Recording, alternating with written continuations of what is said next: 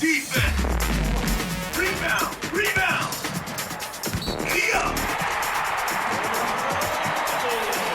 Welcome to Timeout with Coach Mike Miller. Coach Miller is the basketball coach with the most wins in LACC history, coaching his teams to a national record of 14 straight conference championships, breaking UCLA's old record of 13. Coach Miller is the first basketball coach in California basketball history to win a state championship at both the high school and college levels. Coach Miller has been honored as Coach of the Year 18 times and has produced almost 100 Division I players. For the next 2 hours, get ready for stats, facts, rants, and your opportunity to chat with one of the most successful basketball coaches in the entire country and his friends.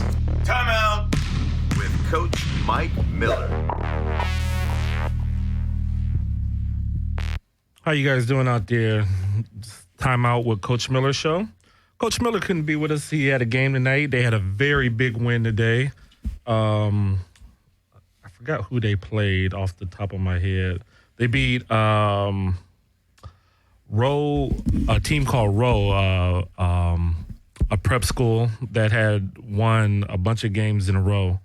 They had a couple commits that are going to Syracuse next year. They beat Findlay Prep a couple times this year. Yeah, stopped their winning streak. And so Coach Miller got a big win tonight with them. So he couldn't be with us tonight. They're out playing tonight. So I'm your host, Chris Maxwell, the power forward of the group. We have a special guest co-hosting with me tonight, Coach Ernest Baskerville from LaSalle High School. How you doing, Coach? Good. How you doing? All right. You guys had a tough game tonight, huh? Tough game tonight, man. We played Bishop Montgomery. They're in second place in our league right now. And, you were there in the first half. Second half, we just kind of fell apart. And, they're one of those teams that they don't make a lot of mistakes, and they capitalize on yours. Right. And, you have to take advantage of doing a good job of protecting the ball. And if you don't do that, they'll make you pay. Right. And so, it was a tough one for you tonight, Coach. I got a chance to watch a little bit of the first half, a little bit of the third quarter. We also in the studio tonight, we have Coach Baskerville's assistant coach. Yes. Introduce yourself. Chris Acker. Okay. Coach Acker, how long have you been with Coach Baskerville? 1 year at LaSalle, and I was with him at Providence for a year also. Oh, okay. Yeah. Nice. And so, they're coming off their game tonight. And we have a lot of updates for you tonight. We had a big showcase this past Monday night on Martin Luther King Day at LaSalle. 2 nights, Saturday and Monday.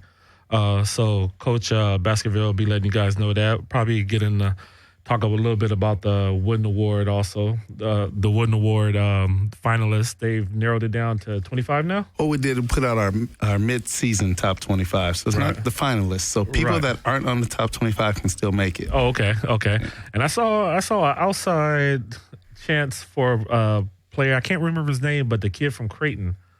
Oh, McDermott? I think he's my favorite now. Oh, okay. Outside of Marcus Smart, I think he's my favorite. So, and hopefully Coach will be calling in sometime tonight. I know you're listening out there, Coach, so we're waiting for you to call in and tell us about your big win tonight. So I want to get started. We weren't here last week. Coach was a little bit under the weather. And I went to go see Loyola High School last week. They played against St. Francis last week, and they had a big win coming off their loss against Chaminade the week before. And Loyola is a nationally ranked team. They're ranked number 19 in the country, number 9 in the state, number 4 in Southern California, and they had a big win last week. So I got a chance to interview their coach, Coach Adams, last week, and I wanted to start off tonight since it is a week late. I wanted to start that off by playing the interview that I had with Coach Adams. So I'll start that off right now.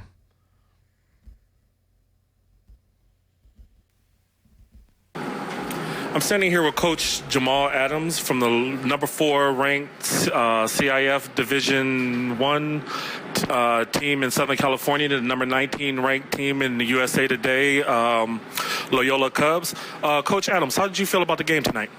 Having lost a week ago, Friday, where we really played poorly defensively, we had a long week, a lot of slides, a lot of box out drills, and I thought, for the most part, we executed that. I thought when we got up 30, I think we relaxed again and kind of reverted to some bad habits. But I was proud of the guys. They've been itching to play. It's been a long time, and losing our first game at home left a bad taste in our mouth. So I was really proud of the way they kind of fought and scratched and clawed tonight and played together.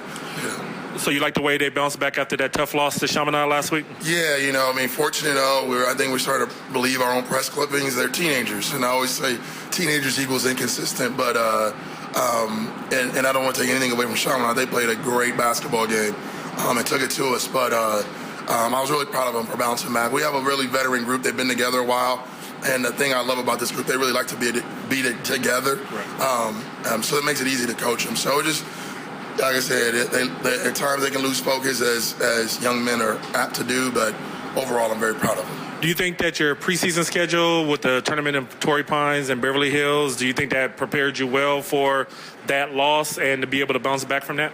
Yeah, I would say that schedule was to just see what we needed to work on and how much better we need to get. We fully expect that we'll be part of the Open Division, which, and for my money, might be one of the best tournaments in the country when that happens in February and March. So we need to be, forged in fire at that time. So that was the schedule about. I would say the bounce back is really some of the things that we try and do off the floor with our guys. We take them up into the mountains. We have a retreat that's really all about, like, who are we as people? How do we connect with each other? And then, so that I think one of the hardest things for teenagers nowadays is being able to tell a fellow teammate, a peer, that they're not doing something right. And that comes with a lot of trust. And building trust takes time.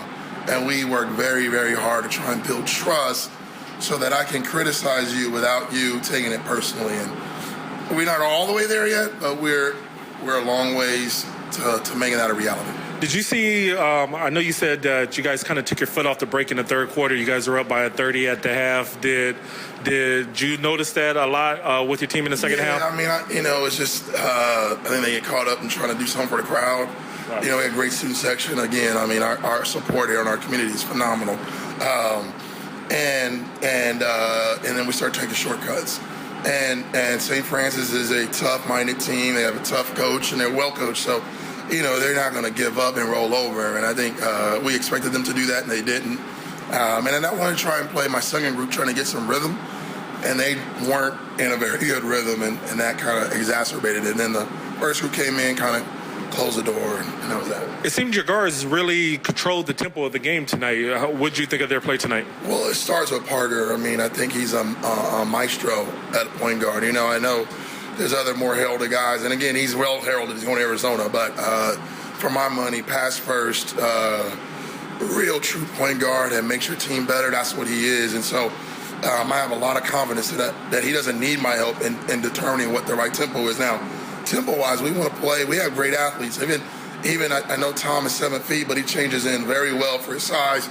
We want to run now, and then when we get in the half court, obviously we want to play through him, and then we got some other, Park and Max and Khalil are hard to keep in front, so we want to keep them in positions where they can be in attack mode. But it starts with Park, and he pushes or pulls out when he thinks appropriate, and since a freshman, he's been good at that, and I think that's one of the reasons why he's attracted to a place like Arizona. Well, you guys are just getting into your league play. Where do you see your team going from here in the league? I think our league's a gauntlet. I'll say this, and not just because I'm in the league, but I think it's one of the best coached leagues in the Southern California.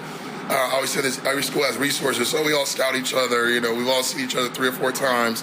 Everyone's trying to take your first option away, so I don't take winning the league for granted. In fact, I don't even say win the league. We got to play Crespi on Monday, and that's and if we lose focus on that, they'll beat us.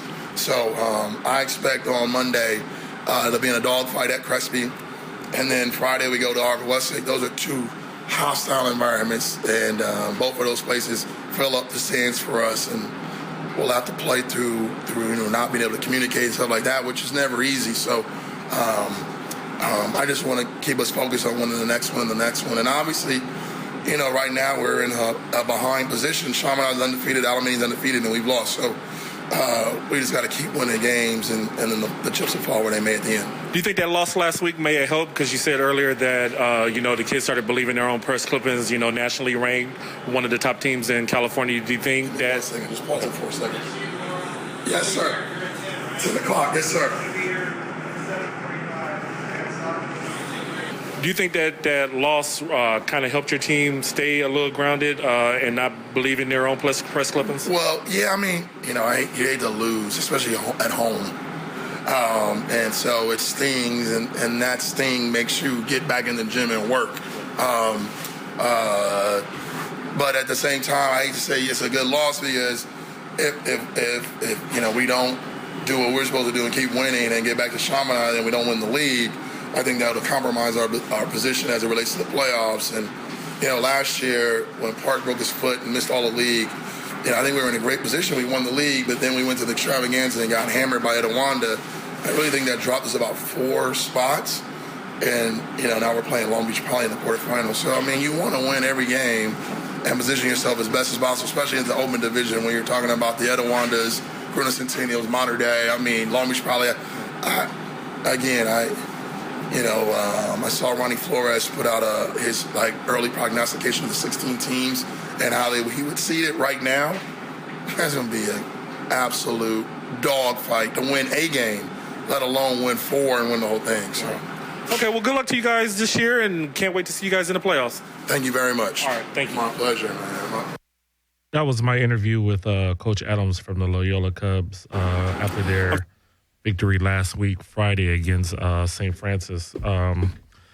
I don't know if you had a chance to see Loyola or not, Coach Ernest, but they are a really good team.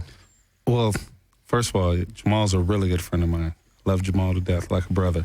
His brother and I went to Laces together before his brother went to Loyola. Yeah, I've seen them. They're really good. They're very well coached. That's his alumni. That's my alma mater. Yeah, alma mater. Oh, so what year did you graduate Loyola? 2004. Oh, okay. Nice. Yeah, so, he does a good job with that team. The players play hard. And, that's all you can ask, how your teams play hard. But, they play at a different level of hard. Right. And, right. And it's really tough when you always have that target on your back. Everyone wants to play you. Even, if it's a summer league game, everybody wants to play Loyola. So there's no game where they can go in. You get everybody's A game. Right. So they can never go out and say, hey, we're just going to play today, because everyone expects the best out of them. So they have to step up because the other teams are stepping up. But no, they look really good. That open division is going to be insane. If you go to the CIF website, they have it's called Open Division Watch, almost like the Wooden Watch. Right. There's an Open Division Watch where they literally kind of just put teams in a basket of these are the teams that potentially may make it. He mentioned Etowanda. He mentioned Corona Centennial. Yeah. He mentioned himself. You have Mater Dei.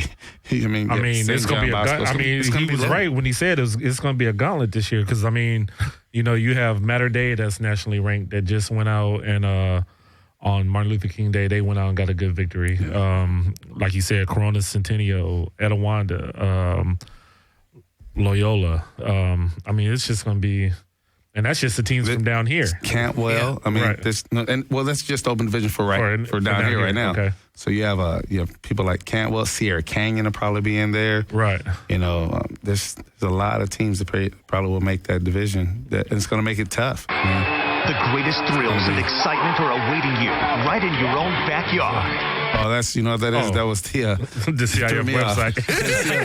Threw me off too. That's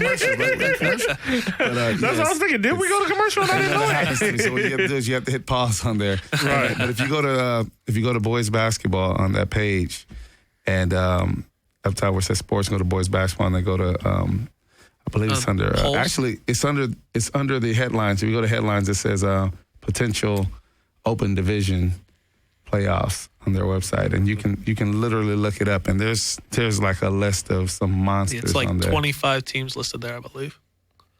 Yeah, we're actually. Oh, here we go, right here. Yeah, we're looking for that because when I saw them play last week, I really liked their 2 guards. One of them, like he said, one of them is a junior, the other one is a senior. Mm-hmm. The one that's going to Arizona next year.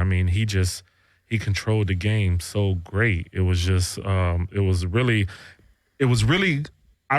enjoyed watching them play because they were a very sound fundamental team, and you don't see that too often anymore with a lot of these schools. They, a lot of it is just run and gun. You could do what you want, but they were a really fundamentally sound team, and I really enjoyed watching them play. And I told them, I said, after the game, I can't wait to come watch you guys play again. Yeah. They do a good job. Like I said, they run great offense, great defense. You know, like I said, you can't ask for anything more out of your team. And they took care of business tonight. Beat Harvard Westlake 80-39. Wow. Did somebody call you and tell you No, that? Sonheimer posted all the scores, so I checked it on LA Times. And I just met Eric Sonheimer at your showcase on Monday. Yeah, that was a big one. We had a lot of Jeremy. How can I scroll coaches. down? We have a lot of college coaches. We had a lot of just teams out there, players, media. It was great. Yeah, I looked on the wall upstairs in your gym and all the wall that all the different college coaches signed. And I don't think not everybody signed it because I counted probably about 30, 40 college coaches. On the wall, there was 30, 40. There might have been about 50, 55. I think, 60, I think it was a lot more in the stands. That some people came through downstairs. Right. Once they came through the back door downstairs, waiting to make them walk back up. But, right. You know, USC, UCLA, Irvine. I mean, Santa Clara was there all day. There were certain teams that Denver flew out. I mean, I was standing there talking to the coach from Denver. He was a nice guy. Yeah, they. I'm looking at this watch list for the Open Division. I mean, it's crazy. You have Alamany, which is in the same league with Loyola. Bishop Montgomery, who you guys played tonight. In our league. Really good. Cantwell, who you guys saw Monday night, and I've seen them play. Actually, you've seen them play a couple times this year because you saw them. They played Saturday and Monday in both our in your tournament, in your showcase, and then you saw them at the Maranatha tournament also. Maranatha, yeah. Cathedral, who's been tough this year. Yeah. Corona Centennial, Chaminade, who just beat Loyola a couple weeks ago. Chino Hills, who was at your showcase. Yeah. And I have a personal favorite because, their sophomore, Lonzo Ball, he just committed to UCLA. So I'm hoping he can stay with that commit because I'm a diehard UCLA fan. You got Compton High School, who's always tough. Yeah. Tony does a good job with them. Crespi High, who's in the same league with Loyola again. So that's three teams Mission League teams. from that league. You have Damien, who's they've come up, got up there. They've come up in the last couple of years. El Toro, which is Orange County team they're an Inland Empire team. No, El Toro's in Orange County. Orange County, yeah, and they're always tough because they're in the same league with. I want to say with Orange Lutheran in them. No. That's the Trinity League. I believe they're in the league with Tustin, I believe. Okay, Tustin and University and all them down there. Okay. Etowanda, who's always tough. Yeah. I mean, Clucking does a really good job. That program over there, they just reload every year. They don't they don't take time off. They don't take too many times off. And, it helps when you have a really good point guard like they do in McLaughlin. Oh my gosh. Right. We'll be going to USC next year. Mm-hmm. I'm never going to. I mean, I'm happy he's going to college, but not happy he's going to USC. JW North, who's always out in IE, out in Riverside, which is always. I mean, they've been the class act since I was in high school. And he's done a great job with that program. He's been there for some years. Right. He was there when I was in high school. Right. And, then he took some time off a few years ago when Malcolm Lee left, and then he came back just a couple of years ago, took the program back over. But Coach Mike Barty is the head coach there. They played in our event. They had a big win over Bishop Montgomery, one of the last games of the night. But they have a really good team. They have a great sophomore. They're really... I think that was the statement game for them the other night. Right. Yeah, JW North is always tough coming out of Riverside. Of course, you got Loyola, who, again, that's the third team coming out of that league. Mater Dei, who, I mean, that's another one that they're never gonna fall off. They just reload every year. That's a factory. Yeah. And I just saw them play the other night on ESPN. Stanley Johnson had a monster game, even though he got in early foul trouble. Mayfair, who's been tough, year in and year out. Mission Viejo, which is another powerhouse down there in Orange County. Long Beach Poly, enough said. I mean, some of these teams, they just speak for themselves. Rancho Cucamonga, who's, over the last 10 years have been really a top team out there in Inland Empire also. Redondo Union, who I got a chance to see play 2 weeks ago. A friend of mine's son is a sophomore for Redondo Union, and they had a big win over who did they play? I can't remember, but they had a really big win in their second league game. They're a tough team. They're going to be a tough out for somebody. Oh yeah, well, Reggie does a great job. Right. Reggie Morris Jr., son of Reggie Morris, that coached, coached from Southwest College to Manual Arts. Reggie's had a few stops, and everywhere he's been, he's won. He won at Lusinger. He won at St. Bernard's, and now he's winning at Redondo. And he was at Lusinger when Russell Westbrook was at Lusinger. Yeah. And so let's see who else you got. You got Sarah out of Gardena, who's in our league as well. Right. We played them last Friday. And how it wasn't nice. It was about a 25-point loss. I think it was 89 to 63, 26 points. Yeah. Are they everything that they're cracked up to be? Yeah, you know what? They're athletic. They're long. They just and Coach Hurt also, another person's been there since I was in high school. Right. He does a great job with the group. They're very disciplined. I mean, they run their stuff and they keep pressure on you the whole game. Right. And they're long and athletic, so they get a lot of rebounds. And they're another one that capitalizes on the mistakes that you make. And there's just it's kind of like if you listen to Coach Adams, he's talking about his league. You can't make mistakes. Those are two teams in our league that you can't make mistakes on, with Sarah and Bishop Montgomery. And then if you were to even like the Mission League, you can go to the Western League in the city section. You have, Westchester and Fairfax with two coaches that have been there forever. Harvey Catania at Fairfax and Ed Azam at Westchester. A lot of times you're not just playing against that school, you're playing against that coach because that coach has been there so long. So as another coach, you're like, oh my gosh, I'm coaching against Ed Azam. I remember when I first went to the Western League, I would say it all the time. I was like, oh my gosh, when I was a player, he was there. And so you start thinking, well, how can I do? I don't have the horses. If you don't have the horses, man, there's nothing you could do anyway. The horses in the race. But then you start questioning yourself, can I out-coach him too? Can I throw something at him that he hasn't seen yet? Oh, man, it's like he said a second ago, some of these places is just a factory. Right. And, the guys come in, a lot of times you don't know a lot of these guys' names, but that system that they're running. And at that point, it really doesn't matter at that point, at that level, it doesn't matter what the name on the back of the shirt is because the name on the front of the shirt means so much. Exactly. It's a big statement. Exactly. That's worth about 10 to 15 points. Right. When another team sees that name. Right. Really. So like in the 80s with Crenshaw. Right. Willie West had it. It was a true factory. There were people. I heard he would walk in and just point at people, and the rest of the people just had to leave the gym. And they'd have 100 people trying out for varsity. Right. So guys were leaving, going to other schools and being stars and getting cut there. Right. Because I remember when I was in high school playing for Coach Miller, we played Long Beach Poly. Mm-hmm. And that's when they had Willie McGinnis, who was, people don't understand that, he's probably going to be in the Hall of Fame for football, but he was State Player of the Year in basketball also. And then they had Tyus Edney, who ended up starting at UCLA, and then, he played a couple years in the NBA. We gave him a good game. We only lost by 10, but, it's when you walk in and we're playing against Long Beach Poly. Yeah. They have 5,000 kids in their school. We have 90. It's not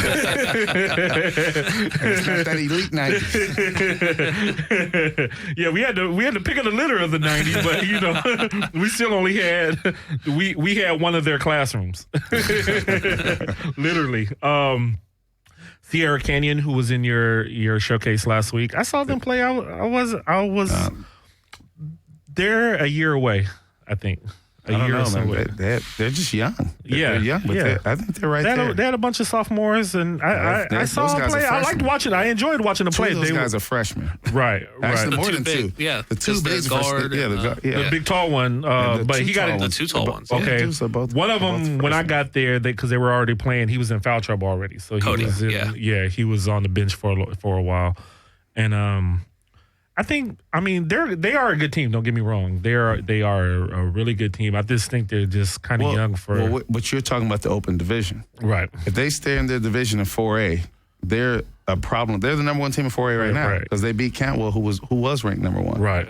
So you got to look at it as if they don't get picked in the open division, they should make some noise very well in 4A. Right. And I even think in the open. I think any tournament when it's to that size with the type of teams we're talking about, at the end of the day, it's all about the matchups that come up. Right. So if if they're facing a team where most of the guys are small and they can just dump it inside all day, it definitely works to their advantage. Right. St. John Bosco, who's, national players. I think one of them is going to Duke next year. No, he's UConn. Yeah. They're going to be a beast. Village Christian, who is one of the smaller schools in that can make that open division, but they got some horses over there. They have 3 Division I players, and one's not even playing. Yeah, and he's already committed to Stanford. Oh, okay. Gonzaga. Did he get hurt or? He hurt his knee earlier in the year, and he's just kind of making sure that he doesn't retweak it or anything. Oh, okay. But they have Benny Boatwright, who came over from Alemany. Right. Who a 6'8" shooter, can shoot the ball. He's only a junior. And that special class 2015. There's going to be there's some horses coming out in that class. Yeah. And rounding it up, Windward. I mean, and it's funny because I look at teams like Village Christian, Windward, even Chaminade. When we played, they weren't basketball powers. No, not at all. We used to beat up on Village Christian and Windward like every year. And now, you look at them. I don't want to say we started it, but we were one of the pioneers of kids going to a smaller school and having some success. Because when I was in high school, when I first started out in high school, you had Mitchell Butler at Oakwood. Yeah. He was we played against him my freshman year in the playoffs. They beat us. I always tell the story, and people think I'm lying when I tell the story. They beat us 52-48. And he scored 50 of their 52 points.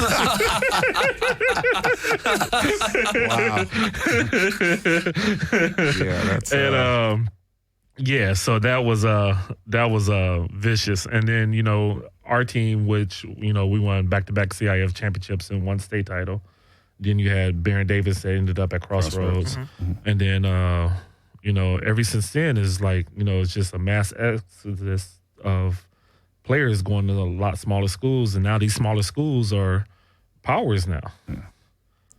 Yeah, well, that's what the whole CIF and the creation of these different divisions and, like with 4AA, like most of the small schools, like your Bays and Windwards and Harvard Westlake still, consider small school, Campbell Hall, Sierra Canyon. If you're under 1,250 students, that's your cap, 4AA. Right. So you can't go any higher. So that what was happening in the past couple of years, you had all these powerhouses, these small powerhouse schools, all in the same division, same playoff bracket. Right. Now it's kind of split between 4AA and 4A. Now they've come up with with the open division where you can get, if you're ranked in the top 4 of your division, you can get pulled out into the open division. Right. So there's some people that are doing real well that historically may not have been a power, but they're a power right now. Right. And they can potentially be pulled into the open division. Right. Well, we're going to take our first break right now. Hopefully we'll have a coach calling in a few minutes. Coach Miller just texted me. So if not him, we're also looking for Coach Brooks from Pasadena High School, who had a big victory tonight over John Muir High School. Pasadena crosstown rivalry. So, Jeremy, we'll take our first break, and we'll be back in a minute with more timeout from Coach Miller. This is Coach Miller from Timeout with Coach Miller. I'm here excited to tell you about Medicus Graphics Center located in Los Angeles, California. Medicus is the official printer and graphic designer of Timeout with Coach Miller. Medicus does a tremendous job for any printing need from big to small. Whether you want to print a book or a 4-color poster or business cards, go see my friends at Medicus Graphics Center in Los Angeles, California, located at 2030 Hyperion Avenue. Tell them Coach Miller sent you. Medicus will take care of you like they've taken care of me. 16 made a dream with this basketball. Coach Miller on the court and we going hard. Pass the rock to the paint. I give it my all or be like Chris Paul. Shoot the 3-point, y'all. Look, it's time out with Coach Miller. 14 straight conference championships, we winners. It don't stop from the bottom to the ceiling, cause all I know is win and we winning. Full focus, we got a topic to discuss. High school, prep school, small colleges, yup. Another special guest today, listen up. It might get a little hectic from the stuff we discuss. So I'll be there Wednesday. Santa Monica Brentwood's the second game of the day. Yeah, no. We're back with Timeout with Coach Miller. I'm here with Coach Ernest Baskerville from LaSalle High School in Pasadena. I heard you. And his assistant coach, Chris. We're talking about the open division for the CIF playoffs this year. Pretty much the top 16 teams in the southern section. Like Coach was saying earlier, any of those teams could be pulled out and getting into that open division, which is going to be a very vicious tournament. Like we had Coach Adams, interview from Coach Adams from Loyola High School from last week, and he's looking forward to getting in that tournament. But it's the teams in there is just going to be a murderous row on who can get who. There's no dodging. It's like usually in a tournament, if you're the number one seed in the tournament, you know that you have somebody you should be able to beat in the first round at 16. But right now, you can be the number one person in the tournament and play another monster. Yeah, and lose in the first round. Yeah. So you're not going to be assured of anything, in that division. How was what do you think about your showcase that you just put on this past weekend? I thought it was great. I mean, we only had one game that was basically by more than 10 points. Right. I think the Cathedral game against Highland. Yeah. And Cathedral just had a lot of weapons. I mean, they have a 6'11" dude that can shoot from three. They have a 7-footer. And I think they came very prepared for that game against Highland. I think they ended up winning that game by like 26. That sounds right. Other than that, there wasn't a game by more than 10 points. There were like 4 or 5 games settled by less than 3 points. We had a buzzer beater with Oaks Christian versus Hart. Guy hit the shot with no time left. We had an overtime game. St. Francis beat Campbell Hall. We won our game by, I think, 6 points. I think Chino Hills beat El Camino by about 7 points. So. Bishop Montgomery lost to JW North by, I think, 10 points. I mean, there were some really good games. Really good basketball being played that week. 3-point game. Yeah. Sierra Canyon beat Canwell by 3. I mean, there were some really good games. And we had, like I said, we had a ton of college coaches out. By the fourth to last game of the night, so probably by about our 4 o'clock game, it was getting beyond packed. And by the third to last game, the 5:30 game, it was standing room only. When I got there the third game, so that was the 5:30 game. And the third to last game, which was the 5:30 game. That's Canwell Sierra Canyon. Right. And when I got there, I mean, it was ridiculous. I mean, I saw you upstairs, and you were. It seemed like you were going crazy. Break, man. I had forgot how hot that gym can get. You know what though? We're getting air conditioning this summer. Okay, and I was looking around thinking, where can they put air conditioning in? There will be air conditioning this summer. but yeah, by the time I got there, I mean, it was just so many people there, and you had parents, and you had parents of the players, but you had a lot of people that just wanted to see, really like myself, that just really wanted to see some really good basketball games. Yeah, we had a lot of just what we call common fan, the common basketball fan, like yourself. There's a lot of people that just showed up, say, "Hey, I want to see a good game." And you just want to put out a good product, like I said, all our games are close because of that. Because he and I spent weeks trying to make sure we put the right matchups together. Right. And I think that there wasn't a coach, even the ones that lost, that weren't upset with the quality of the game that they played. Right. Yeah, they. I really enjoyed watching that Chino Hills. I mean, that was the feature game of the night, that Chino Hills El Camino Real game, and I really enjoyed watching that game. I mean. Of course, like I said, I'm kind of rooting for Chino Hills, but I had seen them play already. But El Camino Real, I mean, they're a city school that, they're not dodging anybody either. They're going to be a tough out for somebody also. They played a very tough schedule. I mean, if you look at the tournaments they've been to, they've definitely been battle tested. As coaches like say, my team is battle tested. Right. So. they're right now ranked the number 2 team in the city section behind Westchester in the Division I. They have they have 5 divisions in the city section now, and the premier one being Division I, and you have Westchester at 1 and El Camino at 2, and that's the way people are looking at it down the stretch. You're really not sure who rounds out the top 4. You always have Fairfax is always going to be Fairfax, so they should probably be in that talk of being in the top 4. And another team that's surprising people is Narbonne. Narbonne's coach, he's been doing a great job. Coach Anthony's doing a great job with that team. He came over from he was at Gardena. He won title at Gardena last year and moved back over to Narbonne, where he was an assistant for years before. He's doing a really good job, Coach Hillier, with that team. Yeah, the city section is not going to be a cakewalk for anybody. I mean, we had Westchester, and shout out to the comments out there. We had them in studio one night, and we really enjoyed talking to their coach and their assistant coach and their team. And I mean, even they were saying, there's probably about 3 or 4 teams that they're going to have to worry about in the city section, and normally they're not really worried about too many other teams other than Fairfax, maybe Taft here and there. But, they're really worried about probably about 3 or 4 teams that they know if they don't bring it that night, they can get beat. Yeah, well, city basketball this year and last year is a little different from maybe just 5 years ago, where you can name that like if you had to name the city player of the year right now, it would be very interesting to figure out who that will be. Yeah.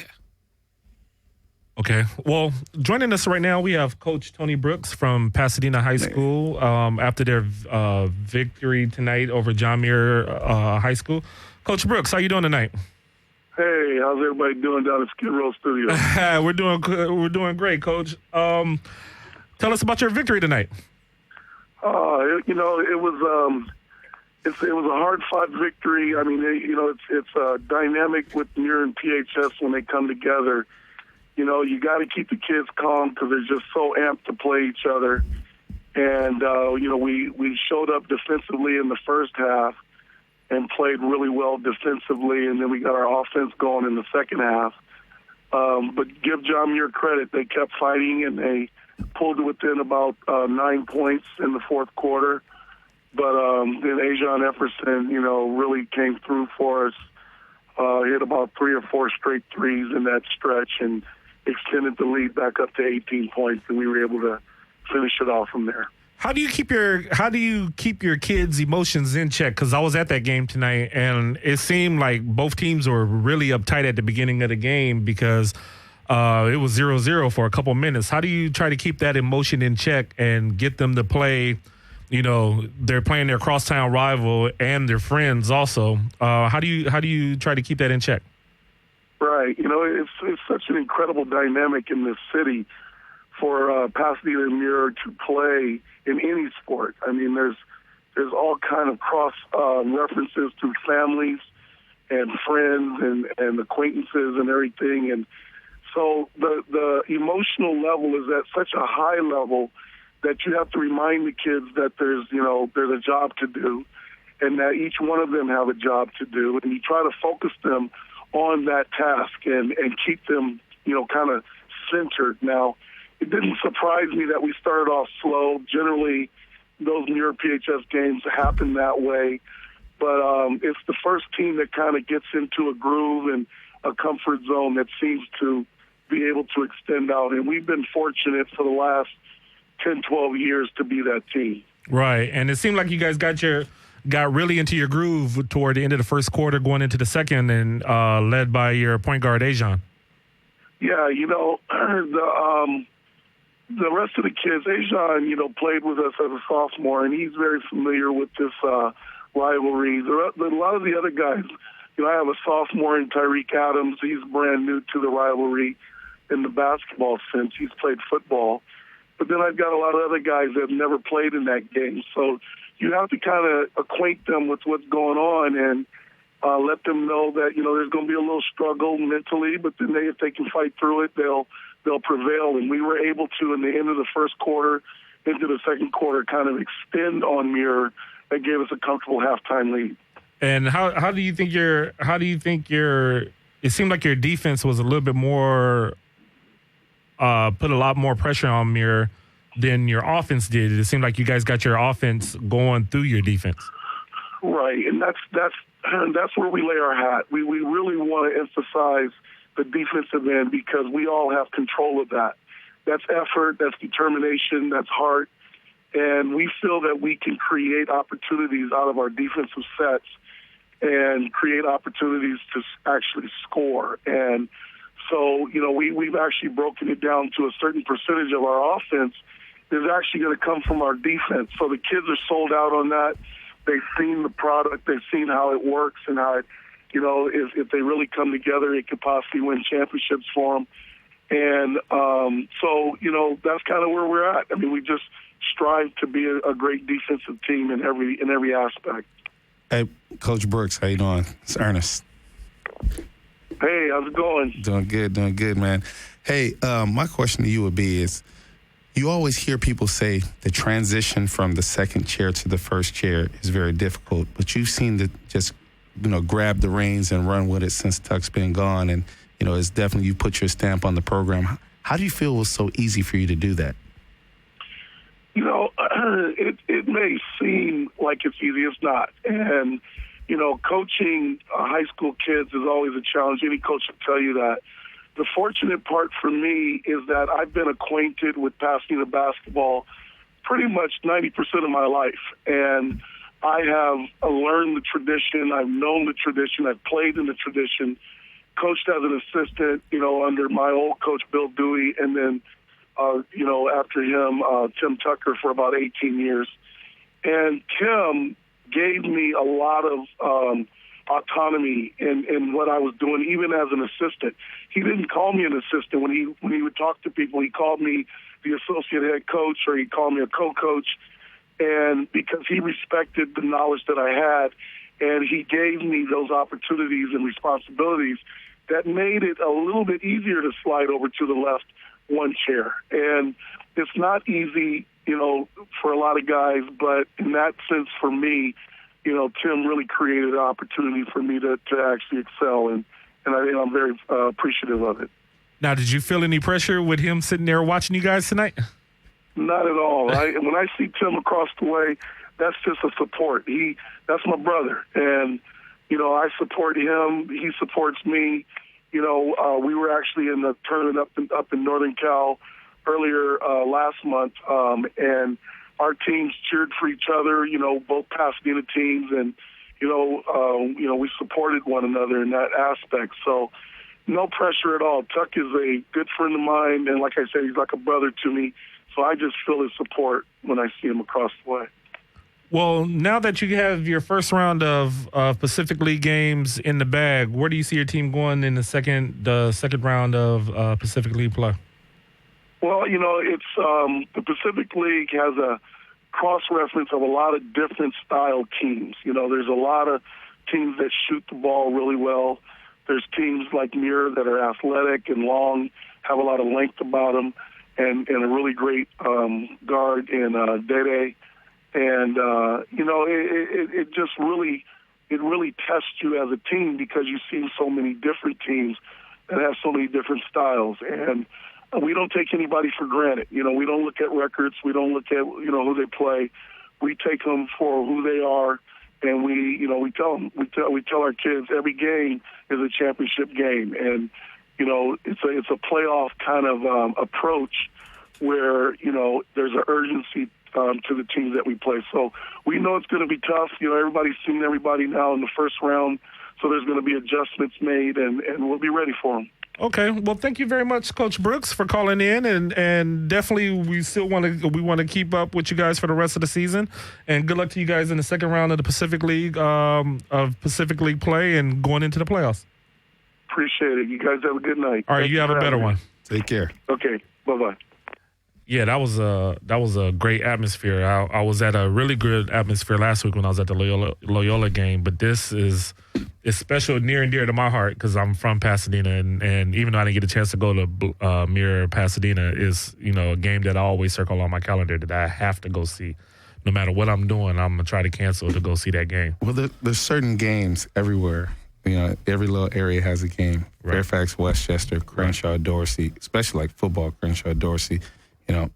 There's certain teams and certain rivalries that you have to see. Right. And I mean, it was like, I'm thinking to myself today, how am I going to get there early? Because I know the gym is going to be packed, so I'm going to have to get there. 4 o'clock, 4:30 for a 5:30 tip off. And sure enough, came 5 o'clock, doors are shut. Nobody else can get in. It was still like a half hour, 45 minutes ago. So congratulations to Coach Brooks on their big victory tonight over their crosstown rivals, John Muir, which kind of breaks my heart a little bit because I am a Mustang fan. So, but no, it was a great game to go to, and I really enjoyed watching them play. I have a couple friends who have kids that play for Pasadena, so it was really a great game to go watch tonight. We're going to take a second break of the evening, and we'll be right back with more of Time Out with Coach Miller. Hey, it's Coach Miller. You're listening to my show, Time Out with Coach Miller. I want to talk to you today about my favorite car dealership located in beautiful Hollywood, California. It's called Gem Motors. Gem Motors is located at 5639 West Sunset Boulevard. If you want a high-end automobile that's at a great price, whether it's a BMW, a Mercedes, a Jaguar, or a Porsche, go to my friends at Gem Motors. They have a beautiful indoor dealership located at 5639 West Sunset Boulevard, right across from Home Depot. Go see my friends at Gem Motors. Tell them Coach Miller sent you and get a special discount. The phone number is area code 323-962-9696. 323-962-9696. It's time out with Coach Miller. 14 straight conference championships, we winners. It don't stop from the bottom to the ceiling, cause all I know is win and we winning. Full focus, we got a topic to discuss. High school, prep school, small colleges, yup. Another special guest today, listen up. It might get a little hectic from the stuff we discuss. We're back with Time Out with Coach Miller. We just had Tony Brooks on, Coach Tony Brooks from Pasadena High School, so it was really great hearing from him. Coach Baskerville, you were telling me about an event coming up this weekend at Fairfax High School. Yeah, the Fairfax State Preview was, I guess it's considered the Nike State Preview. Oh, they did, and that's Coach Sam. Yep. Coach Sam, one of the longtime assistants at Fairfax for Harvey Catani, who passed away. He's renamed the event after him. Okay. And which is a great honor. Sam was you're talking about the ultimate assistant coach. He did everything for Coach Catani. And I think I met him one time when they came out to Hawaii from one of the Ailani Classics out there. Because I met a lot of their. I actually got a chance to have dinner with their coaching staff one night. So. Mm-hmm. Yeah, so it's gonna be a great event. I think the first game's at like 9 a.m. 9:30. 9:30. I know it's Maranatha High School, Tim Tucker's team, right, playing against Rolling Hills Prep from down in Torrance. It should be a good game. Chris, you have a lineup on the games for that weekend? Yeah. So Coach just said Maranatha Rolling Hills Prep at 9:30. After that, and you know how good this event is when this is the second game, Santa Monica versus Brentwood. Right. At 11 a.m. Brentwood's got Trey Holders going to Arizona State, my alma mater. Okay. And Santa Monica's got some horses. Brentwood was a rival of ours when I was in high school. So I have a special place in my heart for Brentwood. Next game is Price versus Torrey Pines. Price, which is always good. Yeah. And Torrey Pines is always a power down in San Diego. Absolutely. John Olive used to be the coach at LMU. Yep. 2 o'clock, Harvard Westlake and Sierra Canyon. Really good game. We just talked about Sierra Canyon. Yep. Right after that, Bishop Montgomery, who just played tonight, versus Compton. So that's going to be a really athletic up and down competition. Sarah versus Fairfax at 5. And it's their showcase, and they're not even a showcase game. Exactly. So that lets you know. 6:45, two teams we just talked about for Open Division, Windward and Chino Hills. Really good game. That's going to be a great game. And closing out the night, Loyola versus El Camino Real. Wow.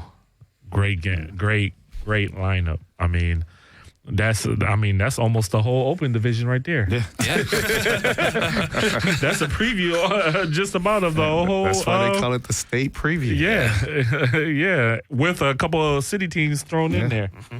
Yeah. And the better, the really good city teams. Yeah. Yeah. Yeah. So if you're out in the Fairfax district tomorrow and you're a big Hoops fan, definitely check that out because there's going to be, like you said, if the 9:30, 10 o'clock game is that good, the rest of the day, that's one of those days where you just have to say, you know what, I'm just going to sit here all day and watch basketball because, each game you wouldn't want to miss.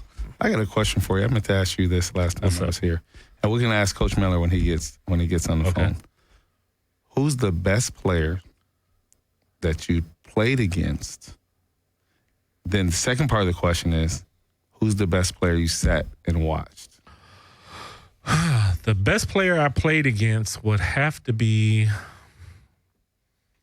Now we're going back into the 80s right now. So I played against Chris Mills, who was at Fairfax. I played against him at a Slam and Jam tournament. Was really good. I had a war with Willie McGinnis. I played against him, and I actually, I was proud of myself. I did pretty good. I had 16 points against him, so, and he was the state player of the year, going to USC for football. I would have to say it's a toss-up between Chris Mills and Mitchell Butler was the best player that I played against. Mm-hmm. The best player that I sat down and watched. That was in high school, not a college player. Right, in high school. Yeah. In high school. Now, I'm going to be a little biased because I do know him. He's a friend of mine. He's more of a friend of my cousin's, but a friend of mine also, Tracy Murray. Mm-hmm. When he was at Glendora, he was, like when we didn't play, that's where we were watching him. I was there the night he scored 64 points. Mm-hmm. I was there at the sports arena when he just went crazy. I'll tell you who I got to see as a little kid, who to this day I still remember, Dwayne Poley. I got a chance to watch him when he was at the Manual Arts. When he was at Manual Arts, and they played Crenshaw at the sports arena. So you saw that final game, right? Yeah, I heard that. My grandfather took me to that game. I still remember watching that game, and I just remember that they packed the sports arena. And this is what, 79, 80, something like that? 81. It was 81. That's actually one of the top 5 finals for a city final that people talk about. One of the other, for an individual player, one of the other ones, do you remember, I want to say it was 89. Do you remember 89 when Dana Jones had 29 points, 29 rebounds against Fremont? Yeah. North Hollywood High? North Hollywood. That was and I played against Dana Jones also when I forgot about him. Yeah. I played against him because I played in the North Hollywood Slam and Jam League, and I played against him. I wasn't at that game, but I heard about that game. Yeah. I was there. Oh, okay. One of the best players I ever saw was the night after we played our state championship game up in Oakland. Mm-hmm. We played on Friday night. The team flew back to Los Angeles Saturday morning. Mm-hmm. Me and Coach stayed because I have family up there. Mm-hmm. So I ended up staying with my family, and I came down actually Sunday. We still had our credentials to get into the game. We saw Jason Kidd play the next night. Jason Kidd was at St. Joseph's up in Alameda, and they played Fremont. I was going to say they played Fremont. When Michael Chris Tate. Ford, Mike Tate. Yeah, and David Fizdale, assistant coach of Miami Heat. Everybody talked about Michael Tate was the best player on that team, but Chris Ford to me he was athletic as all a man outdoors, dude. to jump out the gym. Yeah, and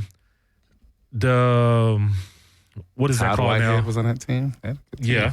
It was, and even there was a kid, I can't remember his name. You might remember that played with Jason Kidd on that team. He was, I want to say he was a year behind, but to me, he was better than Jason Kidd. To me as a player, but Jason Kidd was just he was a man. And I had never seen that many people at a high school game before. When we walked up, because we had our credentials, we could get in for free and we could just walk in, through the players' entrance. The line outside was, I mean, the gym, what is it called? Oracle Arena Oracle now? Arena. Okay, Yeah, the Oakland Coliseum. Yeah. When we walked in, it was probably 80% packed at the time. The line to get in outside had wrapped around the stadium and was going over toward the football stadium. Wow. That was the line to get in. And I mean, you know, it's the hometown. It's a high school game. It's a high school game. But it's the hometown kid, Jason Kidd, you know, from Alameda.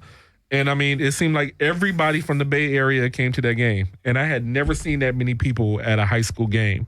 And me and Coach were just looking at each other like, wow. You know, we didn't have that nowhere near that many people when we played the night before. But I mean, it was just incredible to see that many people turn out for a high school game. And it's kind of, you know, we'll go back to what we were saying, but it goes back to like the event the other night we had on Monday night. Right. It was packed. You'll see tomorrow at Fairfax. It'll be packed. Right. That's what you want in a high school game. You want that great atmosphere. Right. You know, it's, you know, the game is all about the kids getting an opportunity to get out and play, but when they get out and play in front of a crowd like that, they remember that. It's nothing like it. It's nothing like it. And I mean, I found it a trip that, like I said, I got there 3 games from the finals. So you guys had, 8 games all day? Mm-hmm. Okay, so I got there at the 6th game. So I saw the 6th, 7th, and 8th game of the day. After the 6th game, nobody got up and left. Yeah. After the 7th game, nobody got up and left. Yeah. I left a few minutes before the end of the last game of the night, and with about a minute or so left, and as I was making my way out, because I'm thinking I'm trying to beat the crowd, I did beat the crowd because nobody left. Yeah. And so it was just incredible with, you know, the amount of people, like you said, it was just packed. It was packed with everyday fans. It was packed with college coaches. It was just, you know, it was a great event. And like you said, that one tomorrow night at Fairfax should be just as good, because I mean, those games that are there are incredible. Yeah. You told me you had a little bit of JC information for me. Well, you know, I was just thinking, there's a lot of JCs that are really making some noise right now with some players. Right. You have Mount Sac, which is always a tough team, you know, a rival of Pasadena City Colleges. So they're always a good team. You got Antelope Valley. Another good squad. Yeah, they're doing really well right now. A good friend of mine is on the staff there, Mike Rios. He used to be the coach at Hawthorne High. You know, a lot of kids, that's the thing about JUCO ball. You have a lot of kids leaving high school that aren't really ready, either whether it be academically or just physically or sometimes emotionally, and, you know, to go to that 4-year university right away. And that avenue of JUCO basketball is just perfect for them. Right. You know, but sometimes people are telling them, oh, no, don't go JUCO, don't do this. But JUCO basketball is good basketball. If you go to some JUCO games, you can see some really good. I mean, look at Citrus. They've been very good for a while. Look at Canyons, where I was at. I'll tell you one team I love to go watch, and I've seen them play. I used to do some scouting for them back in, I coached at Mirror 06, 07, 07, 08. I did some scouting for Pasadena and LA Trade Tech. Mm-hmm. I love going to watch their games. They always have a great atmosphere at their gym. I mean, the parents and the student body from that school come and support their team. And I mean, they always have a good turnout, I mean, for a JC school. Yeah. And they have a nice gym. Pasadena JC's gym is really nice. Right. Oh, yeah. I mean, I'm not even going to mention Pasadena. I mean, Pasadena City College, they always have a good turnout. Yeah. You know, especially when they play Citrus, especially when they play Mount Sac, which is when they play Mount Sac, that's pretty much the rival. That's when it packs up when they play Mount Sac. And so, you know, a lot of people sleep on JUCO ball, but I mean, you know, it's some kids that didn't qualify. I mean, you have a lot that are going to prep schools now, getting that 13th year, which makes Coach Miller happy. But you know, so you know, a lot of kids are bypassing that, but you know, there's a lot of kids that got overlooked in high school who or may not have the offers they thought they deserved. Like when I was in high school, you know, I got a couple offers for like a D2 school, or here and there, and I'm thinking, I think I'm better than that. So, and I went to Jake Why College. am I not getting something from UCLA? Dude, Well, I didn't think I was UCLA ready, but I thought, Cal State Fullerton, Cal State LA, somewhere like that. I thought I definitely could play at like UC Irvine or, University of San Francisco, St. Mary's back then, Gonzaga, because they weren't really that good back then. Mm-hmm. My dream was, if I couldn't go to UCLA, which I knew I wasn't good enough, the school I wanted to go to was Loyola Marymount, because my mom graduated from Loyola Marymount. But that was at the time when Paul Westhead was there. And so they had their pickup players back then. But, there's nothing wrong with going down. And I tell kids that all the time. There's nothing wrong with going to a JUCO because, you're going to get exposure because you're going to get college coaches that are going to be there. A lot of major D1 schools don't really recruit out of JUCO like a UCLA or a Duke or Arizona, but they get players here and there. But there's a lot of mid-level majors and low major D1 schools that we talked about it last time. I don't think anyone considers himself a low major anymore. You remember? Right. He said everyone's a mid-major. Oh, wait a minute! I just got an update from Lakeside High School out in Artesia. I mean, not Artesia, out in Lake Elsinore. A friend of mine's son plays there. He's a sophomore this year, Jalen Moore, 6-foot sophomore. He's at Lakewood High School. He just had Lakeside High School, out in Lake Elsinore. He just had another 20-point game tonight, which he's like my little nephew. So I'm happy that he's doing really good as a sophomore. So they beat Paloma Valley tonight. So shout out to Lakeside High on their big win against Paloma Valley. Jacqueline, thank you very much, who was my teammate in high school. He played with. We got another update here. We got Chaminade beat Alamany tonight, 63-60 in the Mission League game. And Chaminade's rolling in the Mission League right now. And that just created a 3-way tie with Alamany, Chaminade, and Loyola for first place. Okay, let's go to the phone real quick. We have a phone call. Caller, are you there? Yes, sir. Coach Crawford? Yep. How you doing tonight? Good. Okay, what you got for me? Basically, Coach Miller just told me to call. Oh, okay. To let people know how our season going. Okay, what school are you at? I'm at Manual Arts. Oh, okay, Manual Arts in the house. Okay, how you guys doing this year? Well, we got a better looking team, but we're still struggling a little bit. Oh, okay. Did you guys play tonight? Yep. Who'd you guys play? Crenshaw. Wow, the Shaw. Okay. Did you guys? And that's a big game for you guys. How'd you guys do? We did good with just 6 players. Oh, what happened to the rest of your players? Some of them in nail and some of them got suspended. Oh, okay. And well, did you guys win or lose? We lost. Oh, okay. What was the score? I think it was 108 to 93. Oh, wow. High scoring game. Is that an average game for you guys? No, not really. Oh, okay. So they went out running and you guys went out running too, huh?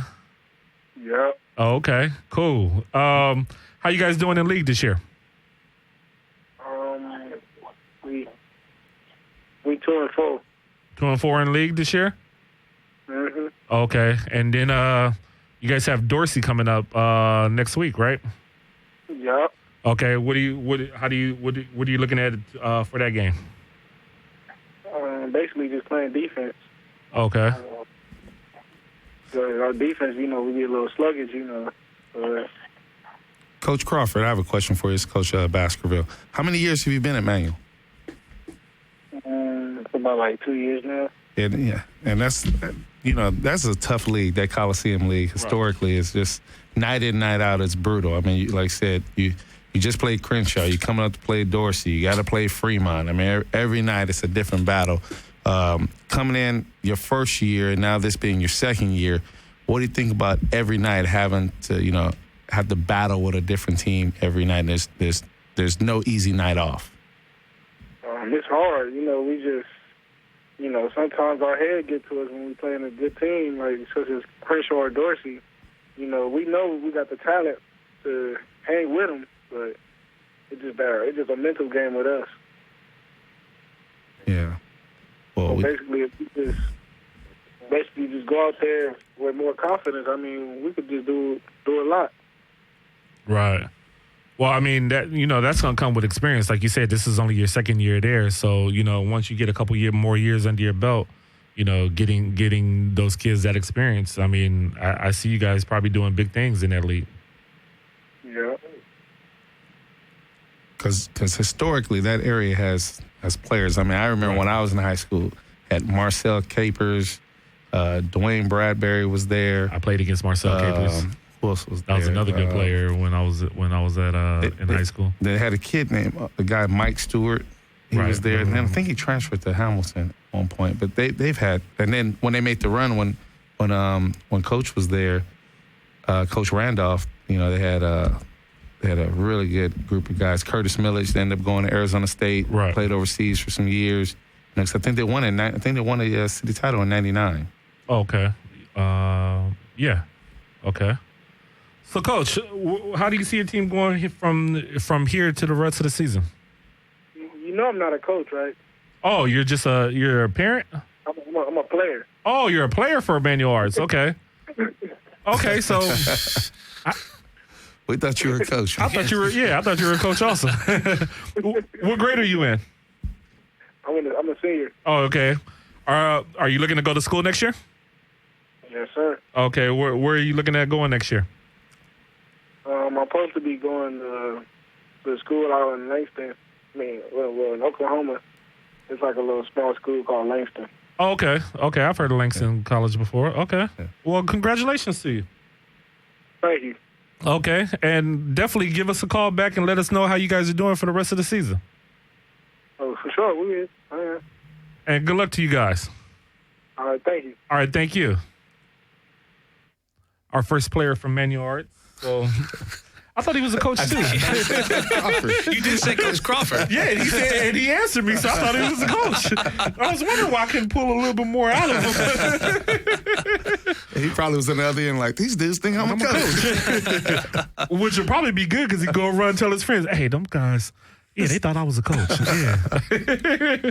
But yeah, that's good to see, Emmanuel Arts is, like you said, they're one of those historically good schools in that Coliseum League out there in the city that they usually make some noise every year. Yeah. Okay, we're gonna take one more break. Hopefully we can get Coach Miller, if you're listening, give us a call in and let us know how your game was doing tonight.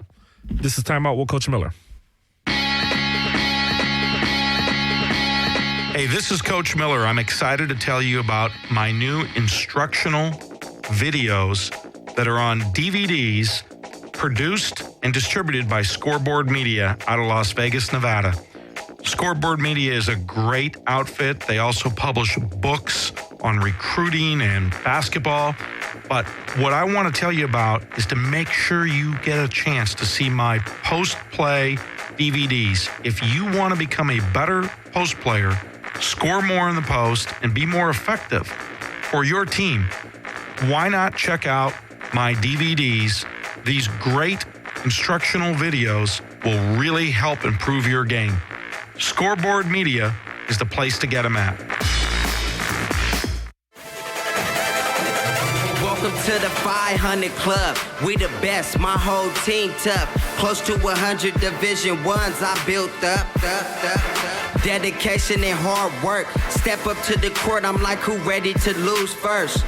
14 times champs every year earned. Feet to the court, let me get in my zone. Hands grip to the ball, let me get in control. Non-stop, can't quit, that's a winner's quote. I'ma just keep doing me, hear the crowd as they cheer. 18 out of 19, coach of the year. Time out with Coach Miller, listen clear. 2 times a week, listen to me on the ear. Over 30 wins, it was for 4 straight years. First to win state my high school and college career.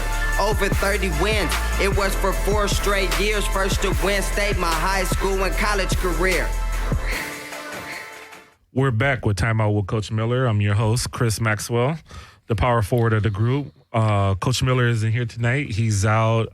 They had a big game tonight. We're waiting for him to call in so he could tell us about his game. But in the studio with me tonight, I have Coach Ernest Baskerville from LaSalle High School. You didn't have to tell me this time.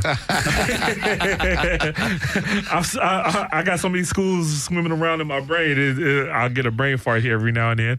And his assistant coach, Chris. How you doing? How you guys doing tonight? Doing good. Yeah. Doing good. And we have a caller on the line right now who's very special to me. He's just like my brother. Caller, are you there? I'm here, bro. Is this my boy Jaquin Moore? On the line, that's me, brother. How you doing, Jack? Oh, man, just got back from my son's game, bro. Okay, and you're coaching at Lakeside High. You're one of the assistants at Lakeside High School this year, right? That's correct. Okay, well, I know you got big news to tell me about my little nephew out there, Jalen. How'd he do tonight? Oh, man, he had 20 tonight. The league game against Paloma Valley, 20 big points. We needed every 20 of them too. So he came through in the clutch, man. Out of 3 league games, it's the second one where he stepped up out of 3. So I'm proud of him, just because I know he's not a secret throughout the league anymore. So they playing him tough. So he's earning every bucket he gets so far. How you guys doing in the league so far this year? We are 3-2. The favorites to win in our league are Elsinore High and Paris High. We lost; those are our 2 losses so far. Oh, okay. They're tough teams. A lot of juniors and seniors. We're young. Okay. You guys have it? How many seniors you guys got on your team? We have 2 seniors, but they don't play. Wow. So you guys got a bunch of juniors. Hey, on the side note, you got LaSalle coaches in there, right? Right. Yep. Coach Baskerville, Coach Ernest Baskerville. Does Malone still go there? No, he's at Chino Hills now. He did leave. Oh, okay. Yeah. My son played with him for IEBP. I was wondering where we played Chino Hills earlier, and he was on the bench, but I just thought he was. I know he's good friends with Lonzo, and he had a cast on his arm, so I just thought he was just hanging out. I didn't know he had actually transferred. Yeah, so I wanted to know. He broke his. I think he broke his thumb, and then he pulled his groin as well. That's why he didn't play this past weekend. But he's been there since just after Thanksgiving. Oh, okay. Oh, man.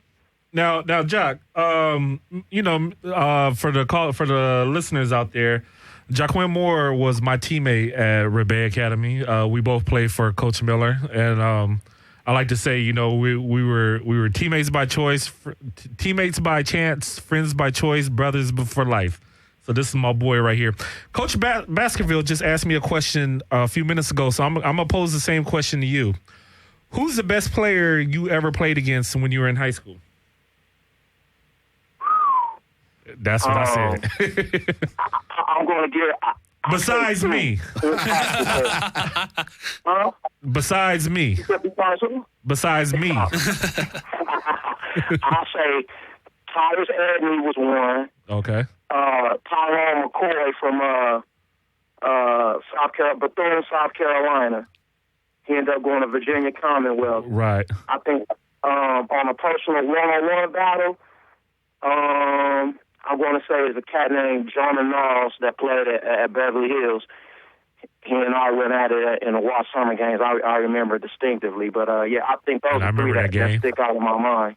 Okay. Now, who's the best player you sat down and watched play? High school, college, or what? High school. What level? High school. High school?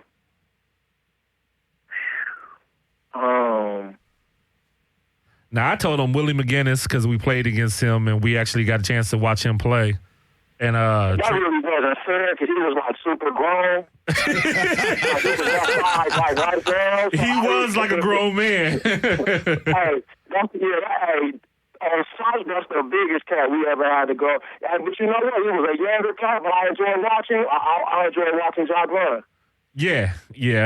When he was at Mirror, because we used to always go to Mirror games before our games. Right. I enjoyed watching him and my neighbor, Kevin Ollie. Yeah, Crenshaw. He was my neighbor in Gardena. I wasn't supposed to say that because I illegally transferred to Rebay. But I think the statute of limitations is up for that. Blown, brother. Don't worry. I think the statute of limitations is up on that.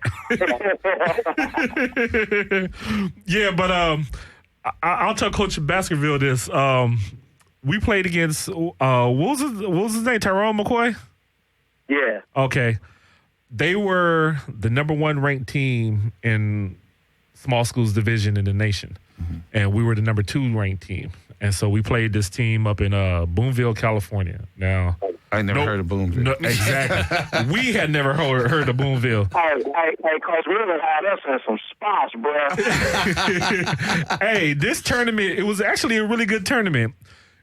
This school. Nah, hey, I'm going to stop you there, though, C-Max. I think they were a public school, bro. I don't think they were a small school. No, they weren't. Yeah, they were a public school. They weren't a private school. Yeah, they weren't a small school, bro. And they had a couple thousand kids in their school too. Boonville, those guys can play, man. They came up there and they played. Yeah, Boonville. But just call it what it is, though. They have the two African American teams meet up in the championship. Though that's what it really was. Yeah, yeah. We were the only two. We were the only 2 teams up there that had black players on the teams. Right. Hey, Boonville, California is about 2 hours driving. It's north of San Francisco. Northwest of San Francisco. So about 2 hours. It's about where Jim Jones took those people. That's what Coach Miller had. So let's keep that real. It's about 2 hours northwest of San Francisco in Redwood country. Okay. I mean, like literally. Redwood City. And the whole town is literally one street.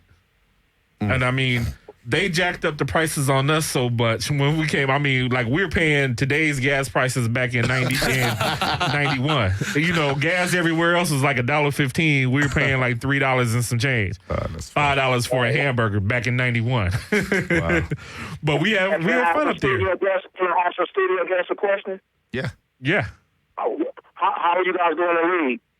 I probably missed it. I'm just saying I call in. You guys probably covered it, but I just wanted to know. Yeah, we're 1-2. We lost to Bishop Montgomery tonight. We lost to Sarah on Friday, but we beat Bishop Amat the Wednesday before that.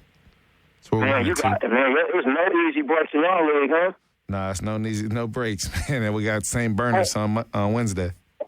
Hey, how do y'all like the Little Thompson? My son played with him in Pangos. How do y'all like him? Oh, he hit a couple of threes tonight. He can shoot it, man. More than a couple he's not a little freshman, man. That dude he can stroke it. He can definitely stroke it. Jock, I'm telling you, you should have came with me, bro. They had some heat up there Monday night. Oh, it was blowing up on Twitter. I was following. Well, man, when I called you to come, man, I wish you would have came because I'm talking about the 3 games I got a chance to see. We were talking about that a little earlier. I mean, those 3 games were. I mean, just those last 3 were just incredible games. So, Coach, is this an annual thing? Yeah, we do it every year. What year was it? Was it the 3rd annual? This is my 5th year having this. Oh, 5th? Oh, okay, cool, yeah. Cool. So I think we might have to try to get a couple more horses before we get an invite down that way. Yeah, well, maybe we could try to get Lakeside in there on the Saturday schedule. Yeah, we might be able to put them in on Saturday. Yeah, we might have to get you guys on that Saturday schedule. I'll get your info from Chris. Okay, that sounds good. All right, Jock. Sound good to me, bro. I'm trying to hook you guys up, bro. I need you guys to play more closer out here. You know, I don't like traveling out that 210 during rush hour traffic. We came to Rocky Mountain. That was last year. I'm talking about this year. I know. Well, I know we got to get in the playoffs and get that. So if y'all get in the playoffs this year and come to Lock and Yada, I'll be there again. No. Actually, I'm a coach, but I'm a dad first, so it's all about that exposure. So I'm trying to get him wherever he can get some exposure. But I'm gonna run him out there, like the Chino Hills game. He had 17, but we took a 30-point L though. So. You know what I mean? So I kind of wanted to have a couple of horses around him too. Right. Well, he's still young. He's a sophomore, so he's still got 2 more years left. And he's a freshman. Oh, Jelani's a freshman? Jalen, yeah. I mean, Jalen? Okay, I thought he was a sophomore. Okay, well, he still got 3 years left in. We good. Yeah. So, I'm trying to get him down there. If we can, I'm with it. Okay, that's what's up. So, I'll give Coach Baskerville you guys' information, and hopefully we can get you guys down here next year. All right, that sounds good. Hold on real quick. Hey, Jalen. Yeah. Where's Jalen? Right here. Jalen, come here. Say hi to Chris. He's on the radio. He's on his radio show right now. You on the radio? Say hi. Hey, Chris. What's up, dog? Big game tonight. Hey, thank you. 20 points. Nice. Thank you. You know I'm gonna have to come. I'm gonna have to brave that 210 freeway and come watch you guys play one night. Radio show. Oh, okay, that's cool. I'm looking forward to it. Okay. I love you, dog, and I'll see you guys soon. All right, love you too, man. All right. All right. That was my former teammate, Jaquin Moore, and his son, Jalen Moore, who had a big game tonight, 20 points against Paloma Valley. So really happy for him. He has a daughter that's coming up, too, that's playing basketball. That's going to be a force to reckon with.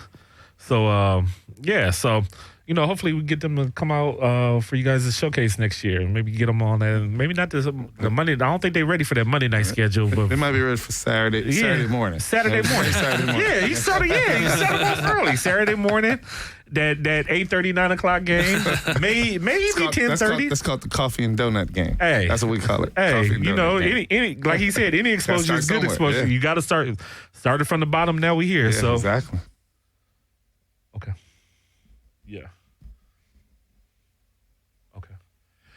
Okay, we got another phone call right now. Caller, are you on there? Yeah. Hi, how you doing? This is Time Out with Coach Miller. It's Coach Turner from Harvard College. Oh, how you doing tonight? I'm doing. Are you the head coach at Harvard College? This is Coach Turner, yeah. Okay. What can you got any questions for us tonight? Or you got an update for us tonight? Well, Mike told me to call for sure and give him an update on what's going on with the season. So okay, well, let us know what's happening. Oh man, we young, we out there, we playing hard, but first year, gotta take your knocks. We in every ball game, but it's like when we get down the stretch and we need them subs, hey, we don't have it, So we've been taking some knocks, but as far as offensive, we playing good. We averaging like 60, 70 points, but defensive-wise, we got a lot of young girls that just don't know how to play defense, right. know? And, just having, getting the job late, but having a couple months just being with them, you need more time because you're playing against mostly sophomores right now. Right. So we out there, but we working it every day. We go in, we in the ball game, but they just get away from us. Okay. Well, who's some of the teams that you guys have played this season? Oh my God, we played Mount Sac. We had a great game against Mount Sac. We played Long Beach City. We played them good. We played Eli tonight. We scored like 80 points on them, but hey, we didn't have no firepower at the end. 7 girls fouled out. So, Wait a minute. Let me make sure I heard this right. You had 7 girls that fouled out? Yeah, 7 girls fouled out tonight. That's 35 fouls right there. That's a lot of fouls. You guys were in the bonus early and often. We winded up with at halftime, they were up by 10. And we winded up with 4 girls left on the floor. So, How many free throws did they shoot? That's where all their points came from. Free throws. I bet. If you had 7 girls that fouled out. Yeah. And then the funny thing is, they want to get mad at the refs because he called foul, but hey man, with this new rule they got in, this new rule they put in with this box and stuff, it's like, boy, you stick your head out there and they do. Right. They just whistle. Well, that's when the girls have to. That's when you got to teach them to learn how to play with the refs. Like, okay, we know they calling it tight, so we got to back off a little bit. Yeah. Well, that's easier said than done with girls. Right. Well, how do you see your team going from here on out? Well, we young. We just gonna play, and we're gonna play to the final whistle blow, and then then our new group will come in, and then we have, I'm out on every gym that opens up and play basketball. I'm there recruiting and looking for girls and stuff that want to play basketball. Right. Because the girls of the day, and it's not like the old time girls where the girls were really serious about basketball. And these girls, they not serious about anything. So, right. Well, where do you tend to get most of your girls from? I didn't get any girls this year. Okay. It's next year girls that I got coming in. I got some girls coming in from the inner city, some girls coming from, because I've been known around for a long time, so I'm going to have players, but it's just everybody getting to know that I'm back on the scene and everything, and, I have some good players, Okay. The girl Kiana that came in from Northbound, she's doing great though. She's having a good season right now. She's been averaging 26 points a game. Okay. Kiana Angel that came up here and talked with you guys. Right. She been doing real good, but it was so hard to get her to understand this at first. But now she's catching on, and man, she on fire right now. Right. But it's like we got three players that can play, 3 freshmen that can play, but then the rest of the girls, they come from schools that, just roll the ball out there and say, hey, good job, So. Well, what do you? But you got to. Huh? Where do you see your team going from here on out? Well, I see us doing what we're doing right now, staying in every ball game. At the end, we just gotta just keep playing. We just gotta keep playing, and the girls are finally gelling together. Why never had to get rid of 8 girls? Wow. So yeah, because they got all these excuses and all these things. They got to go do this. They want to go to the conference. They want to, you're in the wrong program, so I had to get rid of a lot of people. Oh, okay. Well, it sounds like you got them on the right track, and Oh, yeah, well, we doing what we do. We spend the extra time, and the coaches are out there, and they battling with me, so, that's all that matters, and everybody's head, the girls, they're not quitting. They play to the final whistle, and that's really what you want. Right. Okay. Well, good luck to LA Harbor for the rest of the season, and we'll definitely keep tabs on you guys and make sure you call back and let us know how you guys are doing. Okay, let Mike know I called in, okay? I sure will. All right. All right, thank you. I think that's the first time I have ever heard seven girls foul. Seven people, period. Yeah. On the same team. On the same team. Yeah, I don't think I've ever seen a game where 7 people fouled out the whole game on both from teams. both sides, yeah. And but this is his first year there, and they're just starting basketball again at LA Harbor for girls. Okay. And so, like he said, he didn't, because we had them in one night in the studio, and he's getting not the girls that he wanted, but the girls he got. You know what I mean? So they're, a lot of them are still learning the game. A lot of them, I think they had one girl who hadn't played in about 10 years, and she came back and she had a couple kids, and she decided to go back to school. I'm gonna play basketball. So he's doing a good job over there, and it's gonna take a while. He's gonna take his lumps, but I think he has them on the right track. So shout out to LA Harbor and the girls out there, and we definitely want to wish you guys luck on the rest of your season. So that's good. I got another update tonight. Okay, which one did you get? Fairfax That's what I was gonna say. lost to Westchester tonight, 69-60. Yeah. And I know that game. I don't know. Did you see where it was played at? If it was played at Westchester. At Was it at Westchester? So did they play it at Loyola Marymount? No, I think those days are kind of behind us. I think they're playing at Westchester right now. Yeah. So shout out to Westchester Comets. We had them in the studio again with us one night. Very big win over Fairfax High School tonight, which is their main rival right there. You also have Fremont defeated Dorsey 70-55. Wow. And that's another rivalry game right there. Yeah. Yeah. Okay, we're going to take another break, and then we'll be back in a few minutes with more last half hour of Time Out with Coach Miller. This is Coach Miller from Time Out with Coach Miller. I'm here excited to tell you about Medicus Graphics Center located in Los Angeles, California. Medicus is the official printer and graphic designer of Time Out with Coach Miller. Medicus does a tremendous job for any printing need from big to small.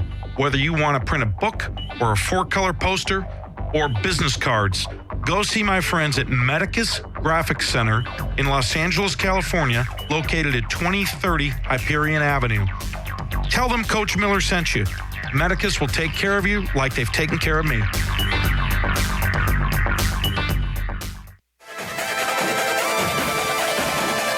State champs, high school and JC. He was the first coach to do it in California history. Coach Miller, he can beat any team. Got shooters on the court and dunkers dunk everything. He got to win, so the plan is defeat. Been coaching on the court before he turned 18. From 08, going down to 93, he was the conference champs, home of the LACC. Youngest coach to beat 500 teams, 43. Everybody can't do it like he. A coach is something he was destined to be. Now we got a radio show to discuss some things, talking informative conversations. Listen to the real. Tuesday and Friday at night from 10 to 12. A live show, tune in and listen well. Special guests and take audience calls as well.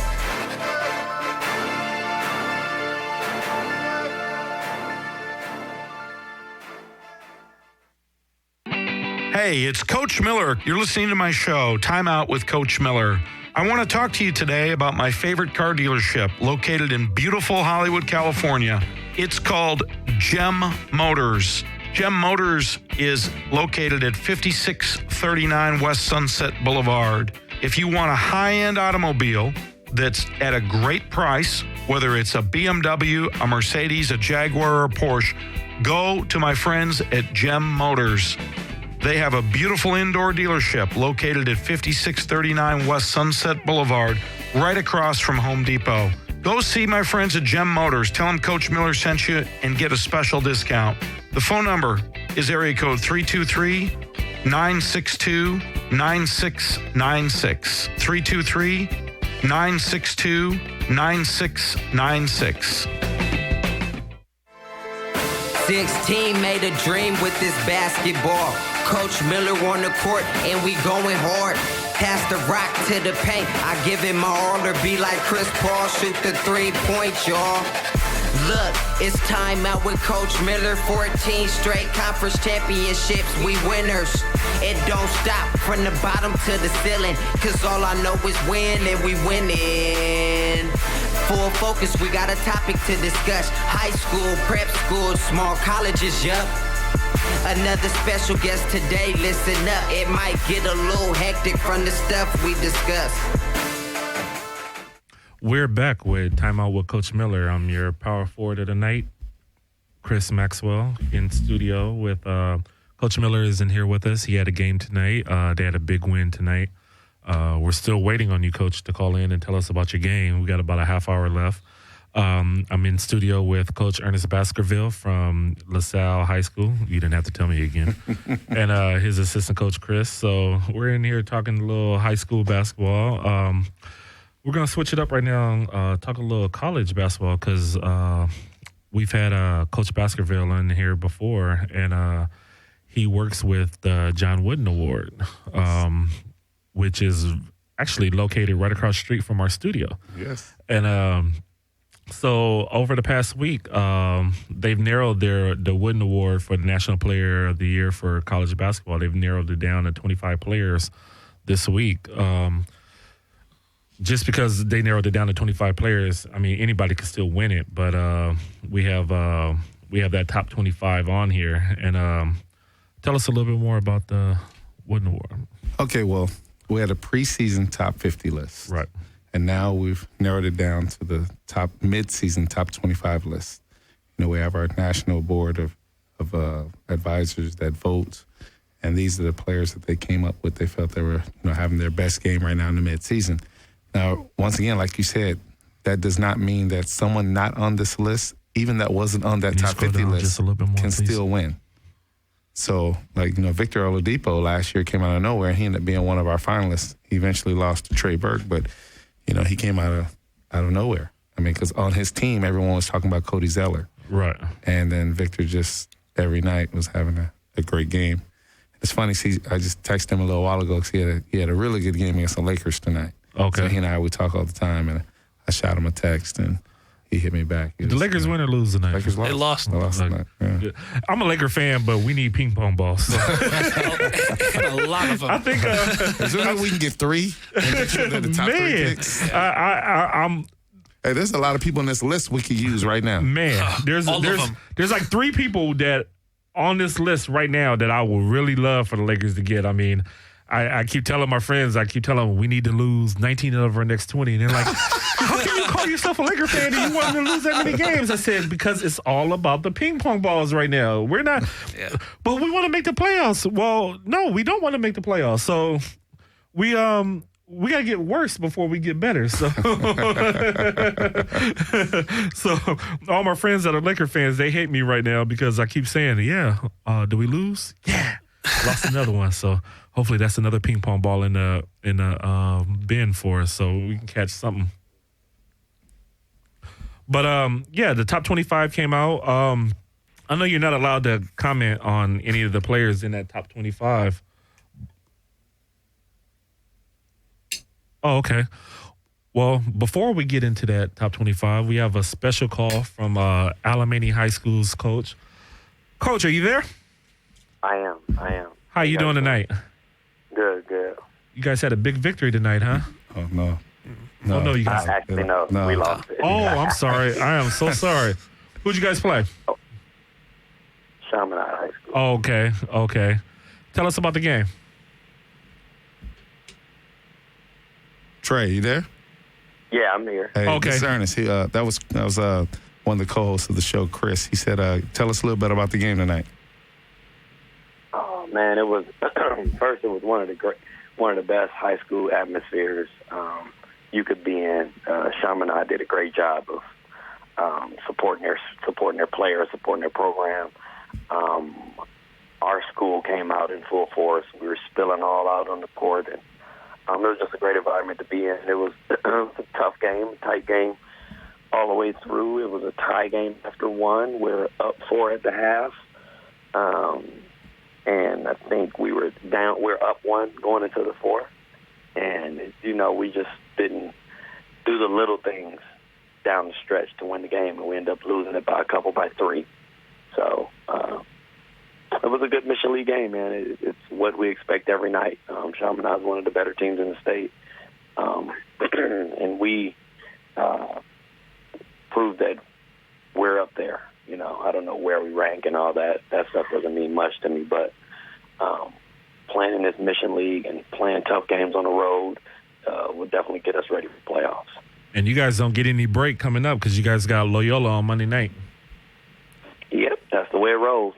It doesn't get any easier, and this has been a carousel. We lose to Chaminade. We beat Crespi. Crespi beats Chaminade. Chaminade beats Loyola. It's what the Mission League is all about. I think that's why we're one of the better teams in the state. Better league in the state. Right. Well, every night you don't know what to expect in that league. Well, you got to play them like they're championship games.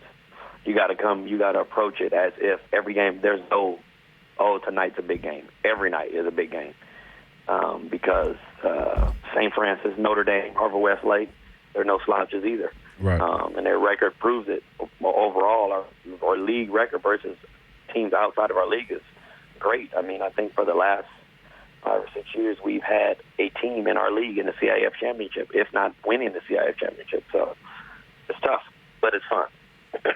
We had a recording from Jamal on earlier, Trey, and that's one of the things he said. He said that the Mission League probably has some of the best coaches in Southern California because you guys all have the resources to scout each other and each other's players. The even the seventh guy, the second dude coming off the bench, you guys know everything about that guy because you guys scout each other so well. Do you think it's because of the resources or just everyone just prepares so well in that league? I think it has less to do with resources and more to do with coaching aptitude. I mean, these guys, they get ready. And like you said, same with us. We know 7th, 8th guy, what they can do, where their strong points are, where their weaknesses are. And they just prepare so well. From Jamal at Loyola and Russell at Crespi and Todd at Chaminade, and the list goes on to Jeff Stevens. He does a great job at St. Francis, Vince Oliver at Notre Dame, and, of course, Greg Hilliard, who's embarking on like 600 wins. I mean, what can you say? These coaches are great, and you have to come with it every night if you want to compete for a Michelin League title. Right. And, I mean, you guys have been doing pretty good in the league right now. I mean, you're what, 4-1? Tonight was your first loss in the league? Yeah, tonight was our first loss, so we're 4-1. So we're right in the thick of things. We want to compete for a league championship every year because competing for a league championship puts you in a great position to compete for a CIF and state championship, in our opinion. Right. So it gets you well prepared. So we want to just keep pushing, man, keep fighting on. Like you said, we got Loyola on Monday on the road. It should be fun. Another fun road game in the Michelin League. Hey, Coach, we were looking at that open division watch list a little earlier, and we saw you guys' name on there, man. How you guys feeling about that? How the heck did that happen? Well, I mean, being 14-6, and with the way you guys have been playing, especially in league, that'll put you on that list. Yeah, but there's so many good teams in Southern California, man. I was actually surprised to see us on that list. But it is what it is, man. It's a gift and a curse to be in this league because if you perform well, they consider you one of the best. So, but at the same time, if we do end up in the open, it's because we performed well and beat some good teams. If that's the case, then we should be able to compete with anybody in the open. Right. So that's how we look at it. It's not, if we get there, it's because we played well. So. And in that open division, I mean, if you guys can get there and make it, I mean, you're jumping from the fire pan into the fire because, you get out of your league where you really can't rest, and that open division, they give you nightmares. Yeah, it's pretty competitive. It's going to be the best of the best. You might as well just stay in the Michelin League. Michelin League might as well have their own playoffs if you're going to do that. So, it is what it is. CIF has their reasons for doing what they do, and, we just abide because we've changed so much over the past 6 years as far as divisions. I don't think we've been in the same division 2 years in a row. So, it's consistent. It's inconsistently consistent. Right. Well, at least you guys are moving up, so and you're competing at each level, so that's always a good thing. Yeah, we just keep at it, man. We have some guys that can play. We just loving it. They came in there. My guys came in there and really, really competed, man. I was really proud of the way they competed on the road because Chaminade had literally 700 fans, 700 students on one side of the gym.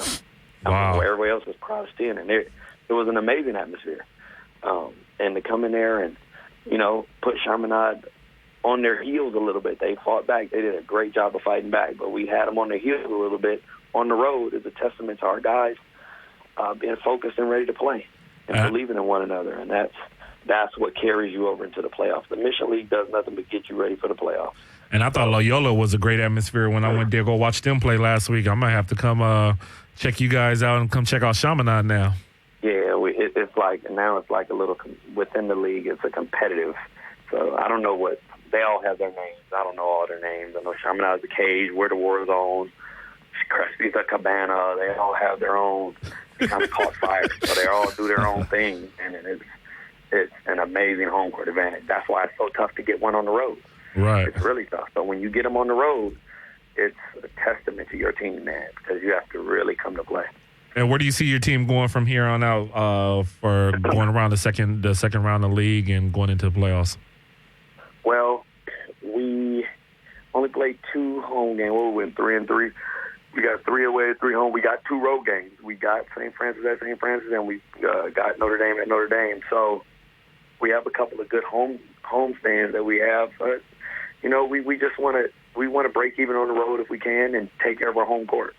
And we can continue to do that. If we can break even right now, we're 2-1 on the road, and we're 2-0 at home. So if we could do that the second half of the league, I like our chances to compete for a title. And you guys got a big non-league game coming up next Saturday at Mater Dei High School against Fairfax. Yeah, I haven't even gotten there yet, man. But our league, man, we take them one day at a time. Just get through Loyola on Monday. Yeah, we got Loyola. I mean, I know what the schedule is. Like, I know we have Loyola Monday, Notre Dame at home, Crespi at Crespi, next morning St. Francis, then we go Monday, Wednesday. I mean, we got about 7 games in 10 days, but we're going to take them one step at a time. Right. And not try to look too far ahead. I think that's where you run into those trap game situations and you overlook a team and you get beat. We don't have the luxury of looking over a Loyola, a Notre Dame, a Crespi to Fairfax. We don't have that luxury. Right. So while we'll prepare when we get the chance, from a team standpoint, we're only worried about Monday, man. If we get Monday, we'll be all right. Then you still got Wednesday and Friday. yeah, exactly. Well, good luck to you guys, Coach, on the rest of the year, and definitely give us a call back on a different Friday night and let us know how you guys are doing. Hopefully on a winning Friday night, man. I'll give you guys a call. There you go. Well, let's get that W for next week Friday then. Yeah. So that way you'll be a little bit happier when you call in. Exactly. Thank you for your time, Coach. All right. So All right, Trey. I mean, that league is just, it seems like at the end of the night when those coaches go to sleep, it's like they just can't wait to exhale. Oh, it's absurd. If you just look at the teams, man, in that league, it's crazy. Right. Well, and that's the thing I sometimes talk about is when I was in high school, and it was just 10 years ago, it was Loyola and Harvard Westlake. Right. That was it. Everyone else was, that was the cupcake game. Now it's a completely different deal. There's no night off, like Trey said. And I remember back that far when, that'd be around the same time you were in high school, was that, Loyola was like the cream of the crop. And then, you would have like, you couldn't even fathom losing a Chaminade or Alamany or Crespi and now it's like, run into a brick wall each game. So yeah, I mean, those coaches are definitely having nightmares each game. And like you said, you can't look past a game on Monday for Wednesday when you got Loyola coming up on Monday. Yeah. So let's take our final break of the evening, and then we'll come back and talk a little college basketball and end the night. Hey, this is Coach Miller. I'm excited to tell you about my new instructional videos that are on DVDs produced and distributed by Scoreboard Media out of Las Vegas, Nevada. Scoreboard Media is a great outfit. They also publish books on recruiting and basketball. But what I want to tell you about is to make sure you get a chance to see my post-play DVDs. If you want to become a better post player, score more in the post, and be more effective for your team, why not check out my DVDs? These great instructional videos will really help improve your game. Scoreboard Media is the place to get them at. Look, it's time out with Coach Miller. 14 straight conference championships, we winners. It don't stop from the bottom to the ceiling, cause all I know is win and we winning. Full focus, we got a topic to discuss. High school, prep school, small colleges, yup. Another special guest today, listen up. It might get a little hectic from the stuff we discuss. 18, 19 years old. We're back with Timeout with Coach Miller. I'm your host tonight. Coach Miller is off playing their game. They had a big win tonight. Hopefully in the last 10 minutes we can get Coach to call in and tell us about their big victory tonight. My name is Chris Maxwell. We have Coach Ernest Baskerville from LaSalle High School joining me tonight. They had a rough night tonight with Bishop Montgomery. But he was nice enough to come in and co-host with me even after that game tonight. So I'm a man of my word. And we have his assistant coach Chris in here, former Loyola Cub, now assistant coach with Coach Baskerville at LaSalle.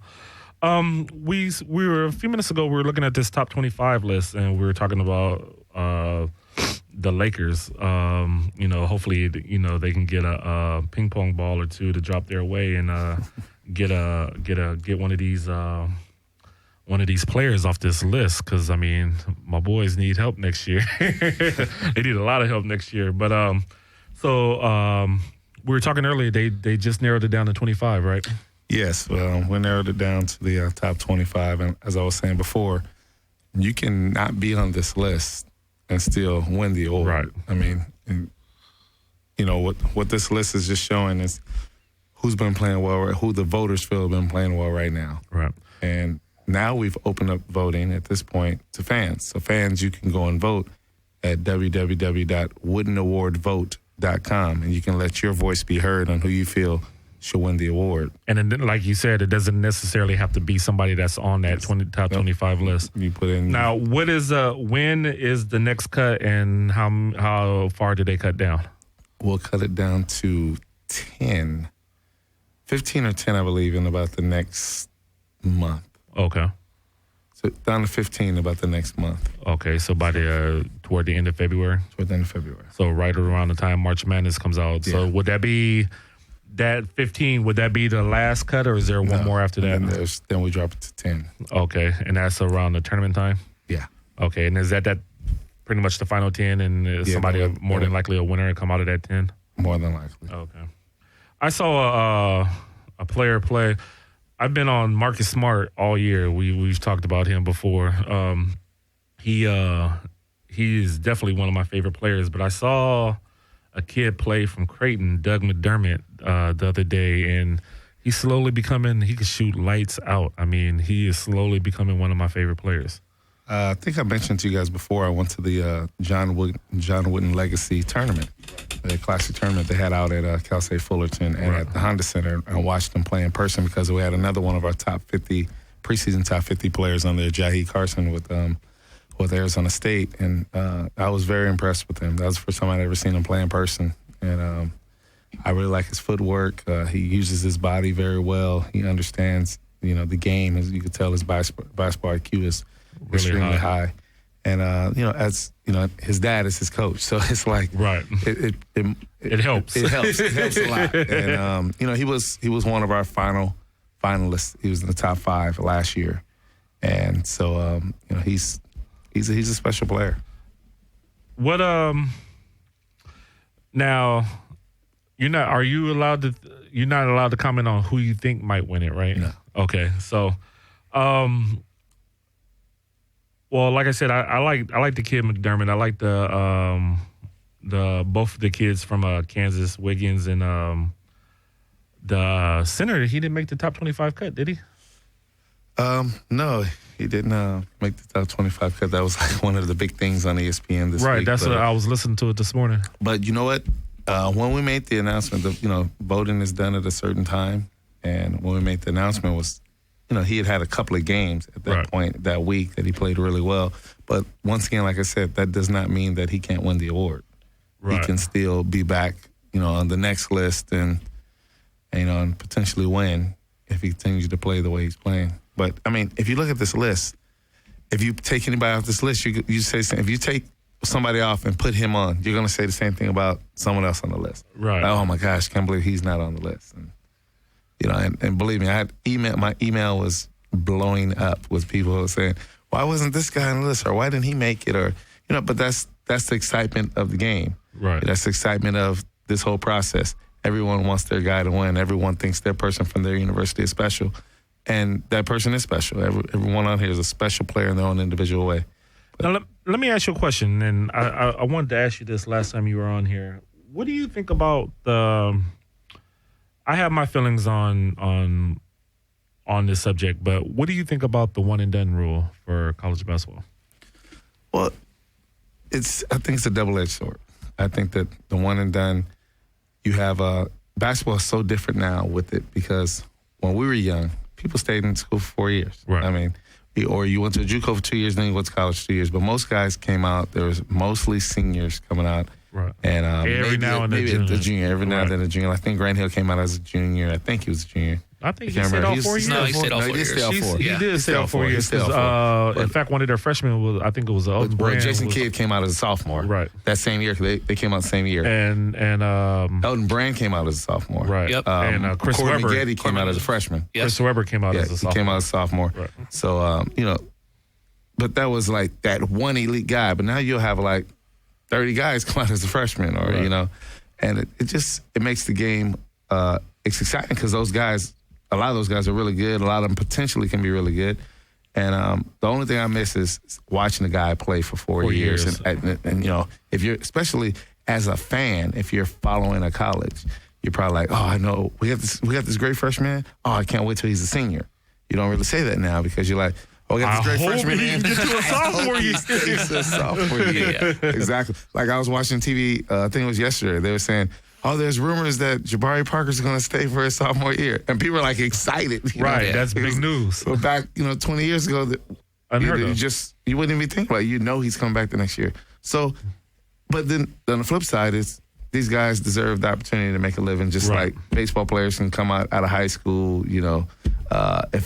If I don't want to go to college as an adult and I want to take a job because I know computers very well and Microsoft wants to hire me, I can be hired. Whatever it may be can happen. So they should be able to have the same opportunity to take that chance to make a living if they feel that's what's best for them and for their family. They should be able to take that risk. Sometimes that risk doesn't pan out. There's a lot of guys that come out early, either don't get drafted, for one, in the first round. If you go in the second round, the contract's not guaranteed. Right. Or they don't get drafted at all, or they get drafted and then it really don't work out and they bounce around and then they're out the league and then we see them on 30 for 30, saying that, things didn't work out. And it's unfortunate because what I would like to see is the kids that leave early, that especially when they're that really elite guy and they've been in school for a year, that that whoever they're with, their agent, whomever it is, puts money away so that if something doesn't happen, one, they have money to live off of, two, they can go back and get their education. Right. Or at least if the university creates something saying, hey, you can come back and get your education. Right. Because you said baseball. I think this is a very interesting thing that's been talked about is what if they put a baseball rule in the draft in that you can come out as a high school senior and if you go to college, you have to stay there for baseball, it's 3. Let's say it's 2 for basketball. And the team could still possibly keep your rights so they don't lose that draft pick. Yeah. Mm-hmm. I mean, that would make sense. You know what I mean? Because, like you said, you have a lot of these players that come out and, they don't pan out. They're too young. And I think we were talking about this the other day and I was getting like, after I saw Loyola play last week, I was so happy to see a team that was so fundamentally sound. Like it was like they took care of the little things. And you don't see that in too many programs. Like I see it in your program. I see it in a couple other people's program. But for the most part, you have a bunch of AAU players that are playing now, and they're just running up and down the court, running and gunning, and they're not learning the game. They're not learning how to play. They know how to play basketball, but they don't know how to play basketball. And so by the time they get to college, they're only there for a year. They're hyped. I was a top player of the nation or whatever. They're not learning the game. And, college coach doesn't have too much time to teach fundamentals. That's something you should have learned in high school coming into college. And then now you're in college, you still don't really have your fundamentals down right. Now you're going to the NBA playing against grown men who, some of them do or some of them don't, but it's still, you're trying to make that transition into the NBA, still not having fundamentals. And so to me, it waters down the NBA too. So like it's getting to the point where like me and Coach were arguing about this one night. I don't like watching NBA basketball anymore because, it's the players. It's just, they're not, it's not the, I don't know if we were spoiled back in the 80s and 90s. I think we might have been, but I mean, it's just, to me, it's not the same game. Yeah, it's definitely different. Like Do you remember the finals? What was that? Michigan and Illinois, was that? That was 80. Ramil Robinson, Marcus Glenn Battle, Rice, Marcus Liberty. Then on the other end, Kenny you had Battle. Stephen Bardo, Kenny Battle. I mean, Kendall Gill. Right. You know, I don't think you're gonna see finals like that anymore. When all those guys were junior, seniors playing. Right. You know, those were the days. I mean, it's just different time, and you know. I mean, like even UNLV Duke. You know, everybody came back from UNLV because they wanted that back-to-back championship. Everybody from Duke was there. You know, Grant Hill was a freshman, but the rest of them were juniors and seniors. You know, and back then you would still sit a freshman.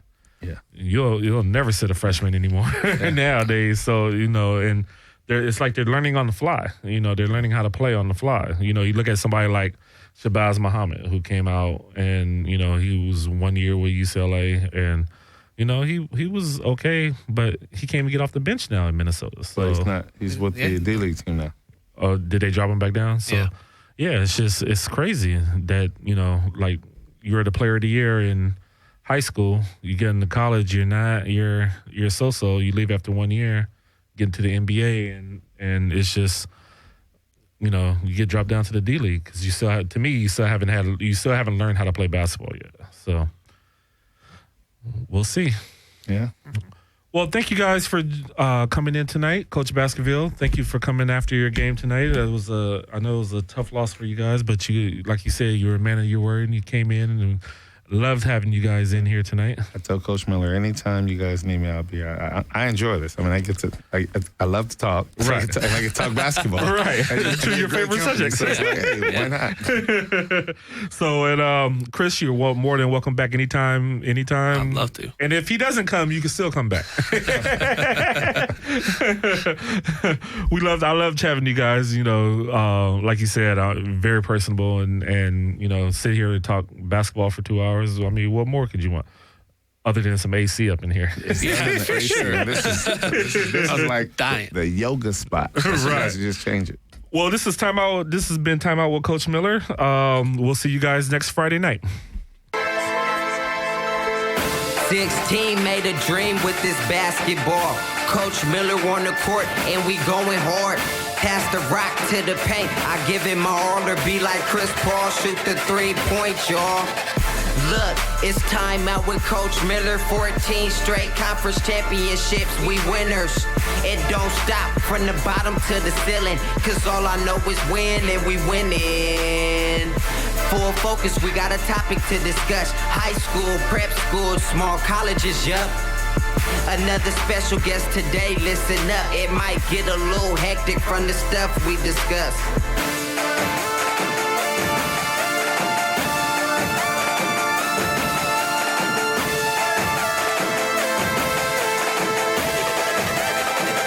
Welcome to the 500 Club. We the best, my whole team tough. Close to 100 Division Ones I built up. Dedication and hard work. Step up to the court, I'm like, who ready to lose first? 14 times champs every year earned. Feet to the court, let me get in my zone. Hands grip to the ball, let me get in control. Non-stop, can't quit, that's a winner's quote. I'ma just keep doing me, hear the crowd as they cheer. 18 out of 19, Coach of the Year. Time Out with Coach Miller, listen clear. 2 times a week, listen to me on the ear. Over 30 wins, it was for 4 straight years. First to win state my high school and college career. Over 30 wins, it was for 4 straight years. First to win state my high school and college career.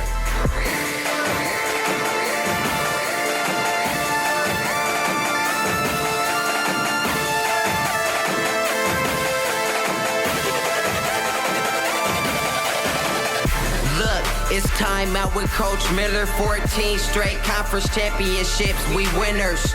It don't stop from the bottom to the ceiling. Cause all I know is win and we winning.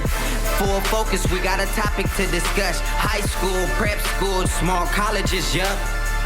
Another special guest today, listen up. It might get a little hectic from the stuff we discuss.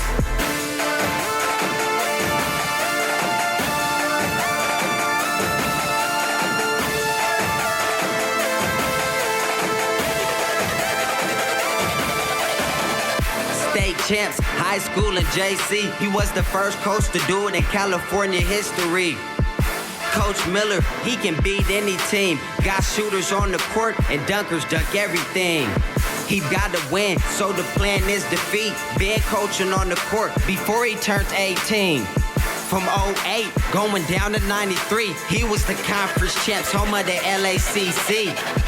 Youngest coach to beat 500 teams, 43. Everybody can't do it like he. A coach is something he was destined to be. Now we got a radio show to discuss some things, talking informative conversations. Listen to the real. Tuesday and Friday at night from 10 to 12. A live show, tune in and listen well. Special guests and take audience calls as well.